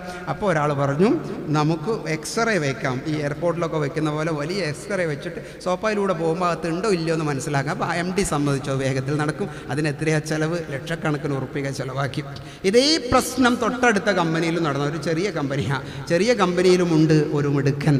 അവൻ എന്താ പറഞ്ഞതെന്നറിയാവോ? MDയോട് പറഞ്ഞു, അങ്ങനെ പൈസ ചിലവാക്കാൻ നമ്മുടെ കയ്യിൽ കാശില്ല. അതാണ് ഈ ക്രിയേറ്റിവിറ്റി എന്ന് പറയുന്നത്. അവൻ ആകെയിൽ എന്ത് പറഞ്ഞു എന്ന് പറഞ്ഞാൽ, അക്കറങ്ങുന്ന പോലത്തെ ഫാനില്ലേ, അതിൻ്റെ ഒരു 4 ഇരട്ടി വലിപ്പമുള്ള 2 ഫാന് സോപ്പ് പുറത്തേക്ക് വിടുന്ന സ്ഥലത്ത് നിങ്ങൾ വെച്ചേക്കണം എന്ന് പറഞ്ഞു. അപ്പോഴും MDക്ക് വലുതായിട്ടൊന്നും മനസ്സിലായി. ഇപ്പോൾ 10ാം ക്ലാസ് തോറ്റവനായിരിക്കും. ഈ കറങ്ങുന്ന ഫാനിൽ ഈ ബോക്സിൽ സോപ്പില്ലെങ്കിൽ എന്ത് സംഭവിച്ചു പോകും? ഈ പെട്ടി അങ്ങ് വറക്കും. സോപ്പുണ്ടോ അത് മര്യാദക്ക് അതിൻ്റെ ചാനലിലൂടെ പോകും. വളരെ കൃത്യമായി കാര്യം നടന്നേ. നിങ്ങളെ വീട്ടിൽ പഠിക്കാത്ത കുട്ടിയുണ്ടെങ്കിൽ, കുരുത്തങ്കേട് കളിക്കുന്ന കുട്ടി എന്ന് പറഞ്ഞിട്ടുണ്ടെങ്കിൽ, സ്കൂളിൽ പരാതി പറഞ്ഞിട്ട് വൈഫ് നിങ്ങളെ നിരന്തരമായി വിളിച്ച് ശല്യം ചെയ്യുന്നുണ്ടെങ്കിൽ നിങ്ങൾക്ക് ഇതിനൊന്നും നോക്കാൻ നേരമില്ലല്ലോ എന്ന് ഇവിടെ മെസ്സേജ് വരില്ലേ? അങ്ങനെയുള്ള സമയത്ത് നിങ്ങളിന്ന് വൈകുന്നേരം അവനെ ഒന്ന് പോയിട്ട് സൂക്ഷിച്ച് നോക്കുക.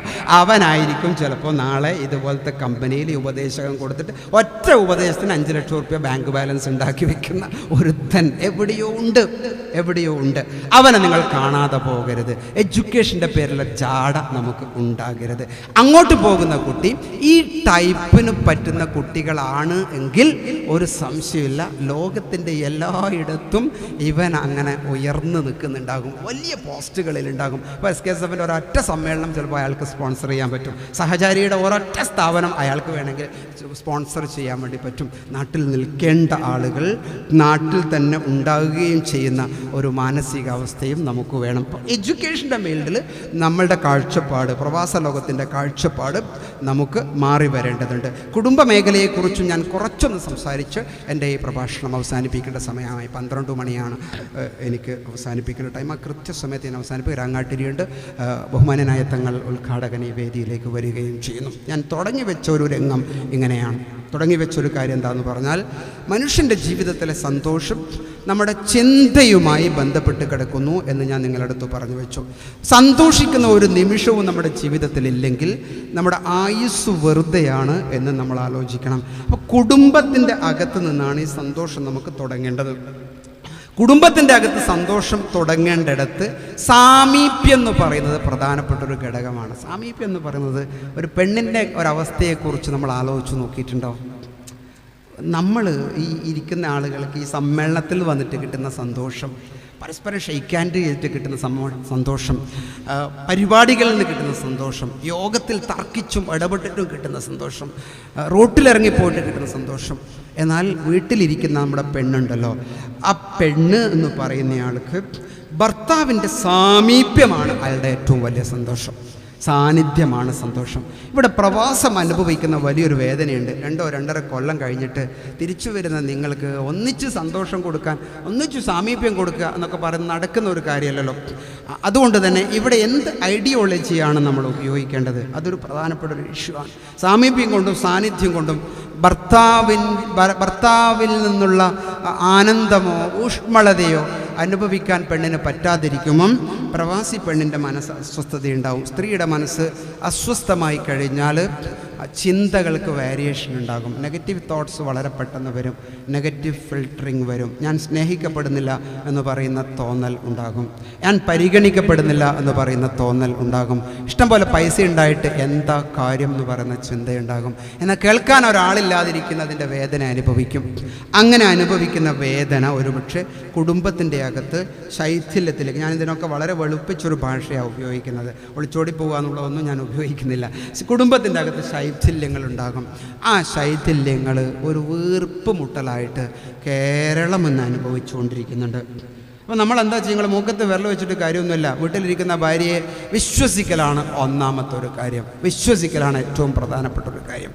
നമ്മുടെ സാമീപ്യം ഒഴിവാക്കിയാൽ നമുക്ക് എന്തൊക്കെയാണ് ആ പെണ്ണിന് കൊടുക്കാൻ പറ്റുക, അത് അവിടുന്ന് കൊടുക്കാൻ പറ്റണം. അടിസ്ഥാനപരമായി ചെയ്യാൻ പറ്റുക രാത്രി ആ പെണ്ണിൻ്റെ ചെവിക്ക് അവിടുന്ന് സുഖം കൊടുക്കുക എന്ന് പറയുന്നതാണ്. നിങ്ങൾ ഇൻ്റർനെറ്റ് കാർഡ് എടുത്തിട്ട് ധാരാളമായി വിളിക്കുക. വാട്സപ്പിലൂടെ നിങ്ങൾക്ക് ധാരാളമായി മറ്റു മീഡിയകൾ ഉപയോഗിച്ച് ഏതെങ്കിലും ഒരു 10 മിനിറ്റ് സമയം, രാത്രി 1 മണിക്ക് സംസാരിക്കുന്നവരുണ്ട്, 3 മണിക്ക് സംസാരിക്കുന്നവരുണ്ട്, രാവിലെ 5 മണിക്ക് ഇവിടെ സുബഹി ബാങ്ക് കൊടുക്കുമ്പം അവിടുത്തെ സമയം 2:30 മണിക്ക് പരസ്പരം ഏതെങ്കിലും ഒരു 10-15 മിനിറ്റ് ഉള്ളു തുറന്ന് സംസാരിക്കുന്ന, നിങ്ങളുടെ തിരക്കിൻ്റെ ഇടയിലും ഉള്ളു തുറന്ന് കുടുംബത്തോട് സംവദിക്കുന്ന ഒരു മാനസികാവസ്ഥയുണ്ടെങ്കിൽ, അതിൽ ചെറിയ ചെറിയ കിന്നാരം പറച്ചിലൊക്കെ ഉണ്ടെങ്കിൽ, ചെറിയ പരിഗണന കൊടുക്കലുണ്ടെങ്കിൽ, ഇവിടുത്തെ പരിദേവനങ്ങളൊക്കെ പറയുമ്പോൾ അതിപ്പോൾ എന്നോട് പറഞ്ഞിട്ട് എന്താ കാര്യം, ഞാൻ ഇത്രായിരം കിലോമീറ്റർ അപ്പുറത്തല്ലേ ഉള്ളത്, എൻ്റെ വേദന നീ മനസ്സിലാക്കുന്നുണ്ടോ എന്ന് ചോദിച്ചാൽ മനസ്സിൽ ഇങ്ങോട്ടും ചോദ്യം വരും. അതിന് പകരം എൻ്റെ ഫീൽ എനിക്ക് മനസ്സിലാവുന്നുണ്ട്, ഞാൻ എന്നോടൊപ്പമുണ്ട്, ഞാനിത് ആലോചിച്ചിട്ട് ഒരുപാട് ചിന്തിച്ചിട്ടുണ്ട്, എൻ്റെ മനസ്സിൽ കരച്ചിൽ വരുന്നുണ്ട് എന്നൊക്കെയുള്ള ഒരു മെസ്സേജുകൾ കൊടുക്കുമ്പം സ്വാഭാവികമായും പെണ്ണിൻ്റെ അകത്ത് എൻ്റെ വേദന ഭർത്താവ് മനസ്സിലാകുന്നുണ്ടെന്ന് പറയുന്ന തോന്നലുണ്ടാകും. അല്ലെങ്കിൽ എന്താ സംഭവിക്കുക എന്ന് പറഞ്ഞാൽ, അവിടെ നമ്മൾ ശരീരം കൊണ്ടും മനസ്സുകൊണ്ടും വേദനിക്കുന്നു, ഇവിടെ ഭാര്യ മനസ്സുകൊണ്ട് വേദനിക്കുന്നു. അസ്വസ്ഥമായ ഒരു പശ്ചാത്തലത്തിൽ വളരുന്ന നമ്മുടെ കുട്ടികൾക്ക് പോലും പ്രയാസങ്ങളുണ്ട്. അതുകൊണ്ട് തന്നെ കുടുംബജീവിതം പ്രവാസിയുടെ ബാലൻസ്ഡ് ആയി കിട്ടാൻ ഒന്നാമത്തത് ഞാൻ പറഞ്ഞു നേരത്തെ, പൈസ ഒരുപാട് ഉണ്ടായതുകൊണ്ട് സുഖമുണ്ടാകുമെന്ന് പറയുന്ന ചിന്തയെ നമ്മൾ മാറ്റുക. സുഖം ക്ഷോണിയെ നാഗമാക്കാൻ വേദസ്സു നിർമ്മിച്ച വിശിഷ്ട വസ്തു അതങ്ങാണ്ട് തിരഞ്ഞു തന്നെ ആയുസ്സു തീർക്കുന്നു. ഹദാശർണം മറന്നു വൈലോപ്പള്ളി പാടിയിട്ടുണ്ട്. സുഖം ക്ഷോണിയെ നാഗമാക്കാൻ.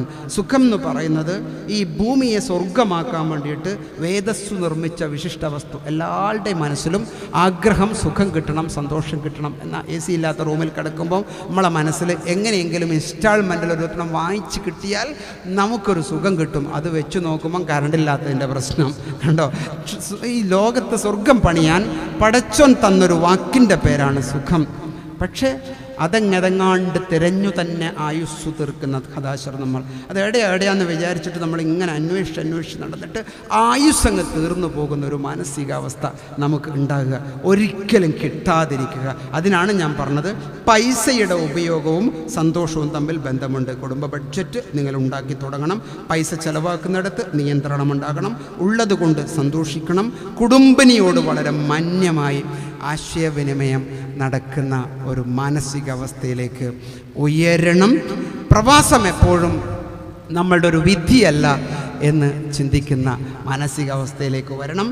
പുതിയ ജനറേഷൻ ഗൾഫിലേക്ക് പോകുമ്പം അതിനെ നിങ്ങൾ ആസൂത്രിതമായി ഗൾഫിലേക്ക്, പ്രത്യേകിച്ച് നാദാപുരം പോലുള്ള മേഖലയിൽ ആസൂത്രിതമായി ഗൾഫിലേക്ക് പോകുന്ന, ഞാനിങ്ങനെ ചിലയിടത്തൊക്കെ വായിച്ചിട്ടുണ്ട്. പണം കയ്യിലുള്ളവൻ്റെ ശരീരഭാഷ പോലും മാറുന്നു. ഒരാളുടെ ശരീരഭാഷ മാറിയാൽ എന്താ സംഭവിക്കുക? ഒരാളുടെ ശരീരഭാഷ മാറിയാൽ ആളുടെ മനസ്സിൽ നിന്ന് ദീനങ്ങ് പോകും. അഹങ്കാരത്തിൻ്റെ ശരീരഭാഷ ഉണ്ടാകുക. നടത്തത്തിലും പോക്കിലും വണ്ടി പാർക്ക് ചെയ്യുന്നതിലൊക്കെ അഹങ്കാരത്തിൻ്റെ ശരീരഭാഷ ഉണ്ടാകുക. അഹങ്കാരത്തിൻ്റെ ശരീരഭാഷ ഉണ്ടാകുമ്പം മനസ്സിൽ നിന്ന് ദീനങ്ങ് പോകും. ദീനം കൂടി ഇല്ലാണ്ടായി പൊങ്ങച്ചം മാത്രം ഉണ്ടായി കഴിയുമ്പം അതൊരു സമൂഹത്തിൻ്റെ വളർച്ചയെ ബാധിക്കും. അത് ഒരു സമൂഹത്തിൻ്റെ അസ്തിത്വത്തെ അപകടകരമായ നിലയ്ക്ക്, അതൊക്കെ നാദാപുരം ഭാഗത്തൊക്കെ ചരിത്രം എടുത്ത് പരിശോധിച്ച് നോക്കിയാൽ ധാരാളമായി സംഭവിച്ചിട്ടുണ്ട്. അതുകൊണ്ട് ഞാനത് പരത്തി പറയുന്നില്ല. അതുകൊണ്ട് ഉള്ളതിനെ മനസ്സിലാക്കി റിയാലിറ്റിയെ ഉൾക്കൊണ്ട് ജീവിതത്തിൻ്റെ സുരക്ഷിതത്തെ മനസ്സിൽ കണ്ട് ജീവിക്കുന്ന ഒരു സ്ഥിതിവിശേഷം ഉണ്ടാകണം. കൊടുക്കുന്ന പൈസയെ, ചെലവാക്കുന്ന പൈസയുടെ ക്രിയാത്മക ചിന്തയെക്കുറിച്ച് നമ്മൾ ആലോചിക്കണം. ഞാനതിങ്ങനെയാണ് പറയുന്നത്. അബുദാബിയിലെ ഒരു സെൻറ്ററിൽ നാട്ടിലെ ഒരാൾ ചെന്നിട്ട് അദ്ദേഹം ക്ലാസ്സിൽ എഴുന്നേറ്റ് നിന്നു. ക്ലാസ്സിൽ എഴുന്നേറ്റ് അവരോട് പറഞ്ഞു, സഹോദരന്മാരെ, എൻ്റെ കയ്യിൽ 20 സെൻറ്റ് സ്ഥലമുണ്ട്. ഒരു വീട് വെക്കണമെന്ന് വിചാരിച്ചിട്ട് കുറേ കാലമായി. ഇപ്പം തറ കെട്ടിയിട്ടുണ്ട്. 10-15 ലക്ഷം ഉറുപ്പ്യ ഉണ്ടായാൽ ഞാൻ അതിൻ്റെ അകത്ത് വീട് വെക്കും എന്ന് പറഞ്ഞു. ആളുകൾ സഹായിച്ചു. നിങ്ങൾ വീണ്ടും അങ്ങനെ ചെയ്തുകൊണ്ടേയിരിക്കുകയാണ്, ഉറവ പറ്റാതെ ചെയ്തുകൊണ്ടിരിക്കുക. അപ്പോൾ എല്ലാവരും കൂടെയൊക്കെ സഹായിച്ചു. അദ്ദേഹത്തിന് എന്തോ കിട്ടി.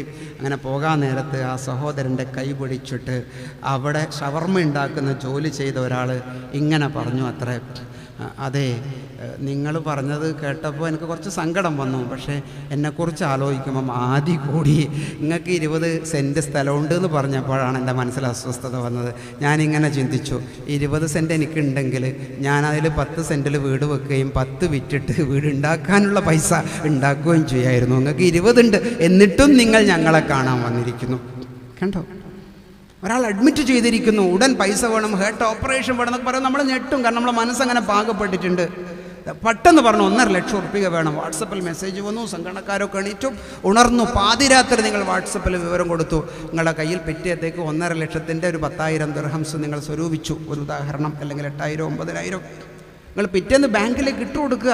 ആ സമയത്തൊരു ചോദ്യം നമ്മൾ ചോദിക്കേണ്ടതുണ്ട്. എന്താ ചോദ്യം? അത് 1.5 ലക്ഷത്തിന് തന്നെ വേണ്ടിയുണ്ടോ? ഓപ്പറേഷൻ വേണ്ടതുണ്ടോ? അത് വേറെ എവിടെയെങ്കിലും പോയാൽ 60,000 കിട്ടുമോ എന്ന് ചോദിക്കുന്നൊരു ക്രിയാത്മക ചിന്ത നാട്ടിലുള്ള സംഘാടകർക്കും ഉണ്ടാകണം, കൊടുക്കുന്ന നമ്മൾക്കും ഉണ്ടാകണം. പണത്തിൻ്റെ വിനിയോഗം നമുക്ക് വെറുതെ കിട്ടുന്നതല്ല എന്ന് പറയുന്ന ഒരു ചിന്ത നമ്മൾ കൊണ്ടു നടക്കണം. അത് വെറുതെ കിട്ടുന്നതല്ല. പള്ളി കമ്മിറ്റി നിങ്ങളെ വിളിച്ചിട്ട് നിങ്ങളോട് പറഞ്ഞു, നമുക്ക് പള്ളിയൊക്കെ ഉഷാറായിട്ട് നടക്കുന്നുണ്ട്. പുതിയ ജനറൽ ബോഡിയിൽ ഞങ്ങൾ പുതിയ കമ്മിറ്റിയുടെ ആളുകൾ വന്നിട്ടുണ്ട്. അതുകൊണ്ട് ഞങ്ങൾ 2 ആൾക്കാർ അങ്ങോട്ട് പിരിവിന് വരുന്നുണ്ട്. നിങ്ങൾ വിസ ഇട്ടേക്കണം. ഇതൊക്കെ സാധാരണ നടക്കുന്ന സംഭവങ്ങളാണല്ലോ. എന്താ പരിപാടി? പള്ളിക്ക് മിനാരമില്ലല്ലോ, അപ്പുറത്തൊക്കെ മഹലിൽ മിനാരമുണ്ട്. അതുകൊണ്ട് 4 മിനാരത്തിൻ്റെ പ്രോജക്റ്റ്, പിന്നെ നിലവിലുള്ള മൂത്രപ്പുരകളൊക്കെ ഒന്ന് മാറ്റിയിട്ട് പുതിയ ടൈൽസൊക്കെ വെച്ചിട്ട് 25 ലക്ഷത്തിൻ്റെ പ്രോജക്റ്റാണ് ഞങ്ങൾ വരുന്നുണ്ട്. കണ്ടോ, ഈ 2 ആൾക്കാർ വരുമ്പോൾ അവരെ എയർപോർട്ടിൽ പോയിട്ട് സ്വീകരിച്ചിട്ട് അവരെ കെട്ടി ഇങ്ങോട്ടേക്ക് അയക്കുക വരെയുള്ള ഒരു പണിയും നിങ്ങളുടെ തലയിൽ കിട്ടുന്നു. ഈ മിനാരത്തിൻ്റെ പൈസ പിരിച്ചിട്ട് ഈ ഉണ്ടാക്കുന്ന മൂത്രപ്പുര, ഒരാവശ്യം അവിടെ ഇല്ലേ? മൂത്രിക്കാൻ അവിടെ സൗകര്യമുണ്ട്. പക്ഷെ പുതിയ കമ്മിറ്റിക്ക് വന്നപ്പോൾ ഒരു തോന്നൽ, ഇതൊന്ന് മാറ്റിപ്പറഞ്ഞിട്ടുണ്ടാകുന്ന വികസനമാണ് വലിയ വികസനം. അതിൻ്റെ അപ്പുറത്ത് നമ്മൾ ചോദിക്കേണ്ടത്, ആ പൈസ നമ്മുടെ നാട്ടിലെ വീടില്ലാത്ത 10 പേർക്ക് കൊടുക്കാം. പള്ളിക്കിപ്പോൾ അത് അത്യാവശ്യമാണോ അല്ലയോ എന്നുള്ള ചോദ്യം ചോദിക്കാം. ഞാൻ അത്രേ പറയുന്നുള്ളൂ. കുതിരക്ക് ഭക്ഷണം വാങ്ങിയ വകയിൽ പുല്ല് വാങ്ങിയ മതിൽ 2,000 ഉറുപ്പിക എന്ന് പറഞ്ഞിട്ടൊരു വൗച്ചർ എഴുതിയാൽ ഒരു CA-കാരൻ അത് വൗച്ചറും സീലും നമ്പറും ഡേ ബുക്കും രജിസ്റ്ററും ഒക്കെ ഉണ്ടെങ്കിൽ CA-കാരനത് പാസ്സാക്കി തരും. എന്നാൽ കുതിര വേണ്ടിയിരുന്നോ എന്നും കുതിരക്ക് പുല്ല് അത്ര വേണ്ടിയിരുന്നോ എന്നും ചോദിക്കുന്ന ചോദ്യം ഇസ്ലാമിക് ഫിനാൻസിൻ്റെ ഭാഗമാണ്. അത് നമ്മളിൽ നിന്നാണ് തുടങ്ങേണ്ടത്. അങ്ങനെയുള്ള ചോദ്യങ്ങൾ ചോദിക്കണം. ഇവിടെ SKSF ജില്ലാ കമ്മിറ്റി വ്യത്യസ്തമായ ഒരു പ്രോജക്റ്റ് നിങ്ങളുടെ മുന്നിലേക്ക് വയ്ക്കുന്നു. അതിലേക്കുള്ള മനസ്സ് തുറക്കാനാണ് ഇൻവെസ്റ്റ്മെൻറ്റിനെ കുറിച്ച് ഞാൻ പറഞ്ഞത്. ഒരു കാരുണ്യ പദ്ധതി നിങ്ങളുടെ മുന്നിലേക്കുണ്ട്. നമ്മൾ ചിന്തിക്കണം, നമ്മൾ ഈ ജീവിക്കുന്ന ജീവിത പരിസരത്ത് എവിടെയൊക്കെയോ കിണറില്ലാത്ത ആളുകളുണ്ട്, വൈദ്യുതി ഇല്ലാത്ത ആളുകളുണ്ട്, കാൽമുട്ട് വേദന കൊണ്ട് നിസ്കരിക്കാൻ എണീറ്റ് നിൽക്കാൻ പറ്റാത്ത ആളുകളുണ്ട്, ക്യാൻസർ ബാധിച്ചിട്ട് ആരും ശ്രദ്ധിക്കാത്ത ആളുകളുണ്ട്. പല വീട്ടിലും, ചില വീട്ടിലൊക്കെ ഭാര്യ ഉപേക്ഷിച്ച ഭർത്താവ് ഇങ്ങനെ നിൽക്കുന്നുണ്ട്. ഞാൻ കണ്ടതാണ് പല സ്ഥലത്തും. അപ്പോൾ അവർക്ക് ആശ്വാസം കൊടുക്കാൻ നിങ്ങൾ പൈസ സ്വരൂപിക്കുന്നു. ഇവിടെ SKSF 30 വളണ്ടിയർമാരെ സ്വീകരിക്കുന്നു. ഓരോ ക്ലസ്റ്ററിലും 10-20 വളണ്ടിയർമാർ. അവരെങ്ങോട്ട് പോകണം? അവർ ഈ വീടുകളിൽ ഞായറാഴ്ച +2 പഠിക്കുന്ന 10ാം ക്ലാസ്സിൽ പഠിക്കുന്ന കുട്ടികൾ ഞായറാഴ്ചകളിൽ അവർ ഈ വീടുകൾ സന്ദർശിച്ച് ഓയിൻമെൻറ്റ് വെച്ച് കൊടുക്കാൻ, അവരുടെ ശരീരത്തിൽ മുറിവുണക്കി കൊടുക്കാൻ, തോർത്തൊന്ന് നനച്ചിട്ട് ശരീരമൊന്ന് കഴുകി കൊടുക്കാൻ പോകുന്ന ഒരു വളണ്ടിയർ വിങ്, SKSF വിക്കായുടെ ഒക്കെ വളണ്ടിയർ വിങ്ങിനെ ഒന്ന് സമീകരിച്ച് റെഡിയാക്കി നമ്മൾ മുന്നോട്ട് കൊണ്ടുപോകുക എന്ന് പറയുന്ന ഒരവസ്ഥ. സാന്ത്വനം എന്നുള്ള ബോർഡ് കേരളത്തിൽ പല സ്ഥലത്തും ഇപ്പോൾ പ്രത്യക്ഷപ്പെട്ടു തുടങ്ങിയിട്ടുണ്ട്. സാന്ത്വനം ആരുടേതാണ് എന്ന്, സാന്ത്വനം ഒരു നല്ല വാക്ക്, വാക്കാണ്. പക്ഷേ ഈ സാന്ത്വനമൊക്കെ നടത്തുന്ന ആളുകളുടെ മനസ്സും എന്തോ എപ്പോഴും സാന്ത്വനത്തിന് പാകപ്പെട്ട മനസ്സുണ്ടായിരിക്കണം. ബുദ്ധസന്യാസി ഒരിക്കൽ മരിക്കാൻ നേരത്ത് ചെറുപ്പക്കാരെ ശിഷ്യന്മാരെയൊക്കെ അടുത്ത് വിളിച്ചിട്ട് വായ നോക്കാൻ പറയുന്ന ഒരു രംഗമുണ്ട്. വായ നോക്കാന്ന് പറഞ്ഞാൽ നല്ല ഏർപ്പാടല്ല, പക്ഷെ വായ നോക്കാൻ പറഞ്ഞു. ആരുടെ വായ? ഈ മരിക്കാൻ കിടക്കുന്ന സന്യാസിയുടെ വായ ഒന്ന് നോക്കണമെന്ന് പറഞ്ഞു. അപ്പോൾ ശിഷ്യന്മാർ ഇങ്ങനെ നോക്കിയപ്പോൾ വായിൽ പല്ലില്ല. നിങ്ങൾ എന്ത് കാണുന്നു എന്ന് ചോദിച്ചപ്പോൾ പറഞ്ഞൊരു വാക്ക്, എൻ്റെ വായിൽ പല്ലൊന്നും കാണുന്നില്ലല്ലോ എന്ന് പറഞ്ഞു. അപ്പോൾ ഈ ഗുരു ശിഷ്യന്മാർക്ക് പറഞ്ഞു കൊടുക്കുന്നൊരു വചനമുണ്ട്, പല്ല് കാണുന്നില്ല, ഓരോ ഉള്ളതെല്ലാം പോയിട്ടുണ്ട്, സോഫ്റ്റായത് മാത്രം ബാക്കിയായിട്ടുണ്ട്. കണ്ടോ, ഞാൻ ജനിക്കുമ്പം കൊണ്ടുവന്നത് എനിക്ക് ഇപ്പോഴുമുണ്ട്. നാവ് ജനിച്ചതിന് ശേഷം വന്നാണ് എൻ്റെ ഒരെന്ന് പറയുന്നത്, പല്ല് കടുത്തത് അതങ്ങ് പോയിട്ടുമുണ്ട്. അപ്പം ജനിക്കുമ്പം കൊണ്ടുവരാത്തതും മരിക്കുമ്പം തിരിച്ച് കൊണ്ടുപോകാൻ പറ്റാത്തതുമായ ഒരു സാധനമാണ് ഈ പല്ല് എന്ന് പറയുന്നത്. അപ്പോൾ ഈ ഒരമുള്ളതിനൊന്നും വലിയ നിലനിൽപ്പില്ല. ഒരമുള്ളവർക്ക് സാന്ത്വനം ചെയ്യാൻ പറ്റുമോ എന്നുള്ളത് വേറൊരു ചോദ്യമാണ്. ഞാനിവിടെ സംഘടനാപരമായ കാര്യങ്ങളൊന്നും പറഞ്ഞിട്ടില്ല, നിങ്ങളതിനെക്കുറിച്ച് ചിന്തിച്ച് മനസ്സിലാക്കിയാൽ മതി. വളരെ സോഫ്റ്റായി നിൽക്കുന്ന ഒരു മാനസികാവസ്ഥയിലേക്ക് നമ്മുടെ മനസ്സുകൾ പോകേണ്ടതുണ്ട്. മലയാളി അങ്ങനെ ചിന്തിക്കേണ്ടതുണ്ട്. അങ്ങനെ മാറുന്ന ഒരവസ്ഥ. നമ്മുടെ പൈസ ചിലവാക്കുമ്പോൾ പിശുക്കൻ ആകണമെന്ന് ഞാൻ പറഞ്ഞിട്ടില്ല. മനസ്സിലൊരു ചിന്ത വേണം. എവിടെയെങ്കിലും ഒരു തുണ്ട് കടലാസിൽ എഴുതി വെക്കണം. അത് ഭാര്യ അറിയണം, അത് കുട്ടികൾ അറിയണം. ഉപയോഗിക്കുന്ന ഓരോ പണവും നമ്മൾ ക്രിയാത്മകമായി ഉപയോഗിക്കുന്നു എന്ന ആലോചനയിലേക്ക് വരണം. മദ്രാസിലെ മരീന ബീച്ചിൽ ബിൽഗേറ്റ്സ് വന്നിട്ട് ഇങ്ങനെ നടന്ന് മനുഷ്യന്മാരെ കാണുന്ന സമയത്ത് തോടി ഇങ്ങനെ ചാരി വെച്ചിട്ട് ഒരുത്തൻ നട്ടുച്ചക്ക് വിശ്രമിക്കുന്നു. അയാളുടെ ചുണ്ടിൽ സിഗരറ്റ് ഉണ്ട്. അപ്പോൾ ബിൽഗേറ്റ്സ് അയാളെ വിളിച്ചിട്ട് പറഞ്ഞു, അല്ല മനുഷ്യ, നിങ്ങളെന്താ ചെയ്യുന്നത്? നിങ്ങൾ വെറുതെ ഇരിക്കുക ഈ സമയത്ത്. അപ്പോൾ നെട്ടി ഉണർന്നിട്ട് ഈ ലോകത്തിലെ ഏറ്റവും വലിയ പ്രതിഭയെ നോക്കിയിട്ട് ആ ചെറുപ്പക്കാരൻ ചോദിച്ചു, നിങ്ങളെന്താ പറഞ്ഞത്? അപ്പം ഇയാൾ പറഞ്ഞു, നട്ടുച്ച നേരത്ത് തോണി ഇറക്കിയിട്ട് പൈസ ഉണ്ടാക്കേണ്ട സമയത്ത്, അധ്വാനിക്കേണ്ട സമയത്ത്, ഇത്തിരി കൂടി അധ്വാനിക്കേണ്ട സമയത്ത് നീ വെറുതെ ഇരിക്കുക, അതെനിക്കിഷ്ടമായില്ല. ഞാൻ ബിൽ ഗേറ്റ്സ് ആണ്, ലോകത്തിലെ ഏറ്റവും വലിയ പ്രൊഫഷണലിത്തിൻ്റെ ആശാനാണ്, എൻ്റെ ഒരു മിനിറ്റിന് ഇത്രയാ വില എന്നൊക്കെ പറഞ്ഞു. അപ്പോൾ ഈ പാവൻ ചിരിച്ചു. എന്നിട്ട് ചോദിച്ചു, ഞാനെന്ത് വേണം നിങ്ങൾ പറയൂ. അപ്പോൾ ബിൽ ഗേറ്റ്സ് അയാൾക്ക് പറഞ്ഞു കൊടുത്തു, മോനെ ഈ തോണി നീ വെള്ളത്തിലിറക്ക്, എന്നിട്ട് വൈകുന്നേരം വരെ മീൻ പിടിക്ക്. അയാളുടെ ചോദ്യം, എന്നിട്ടോ?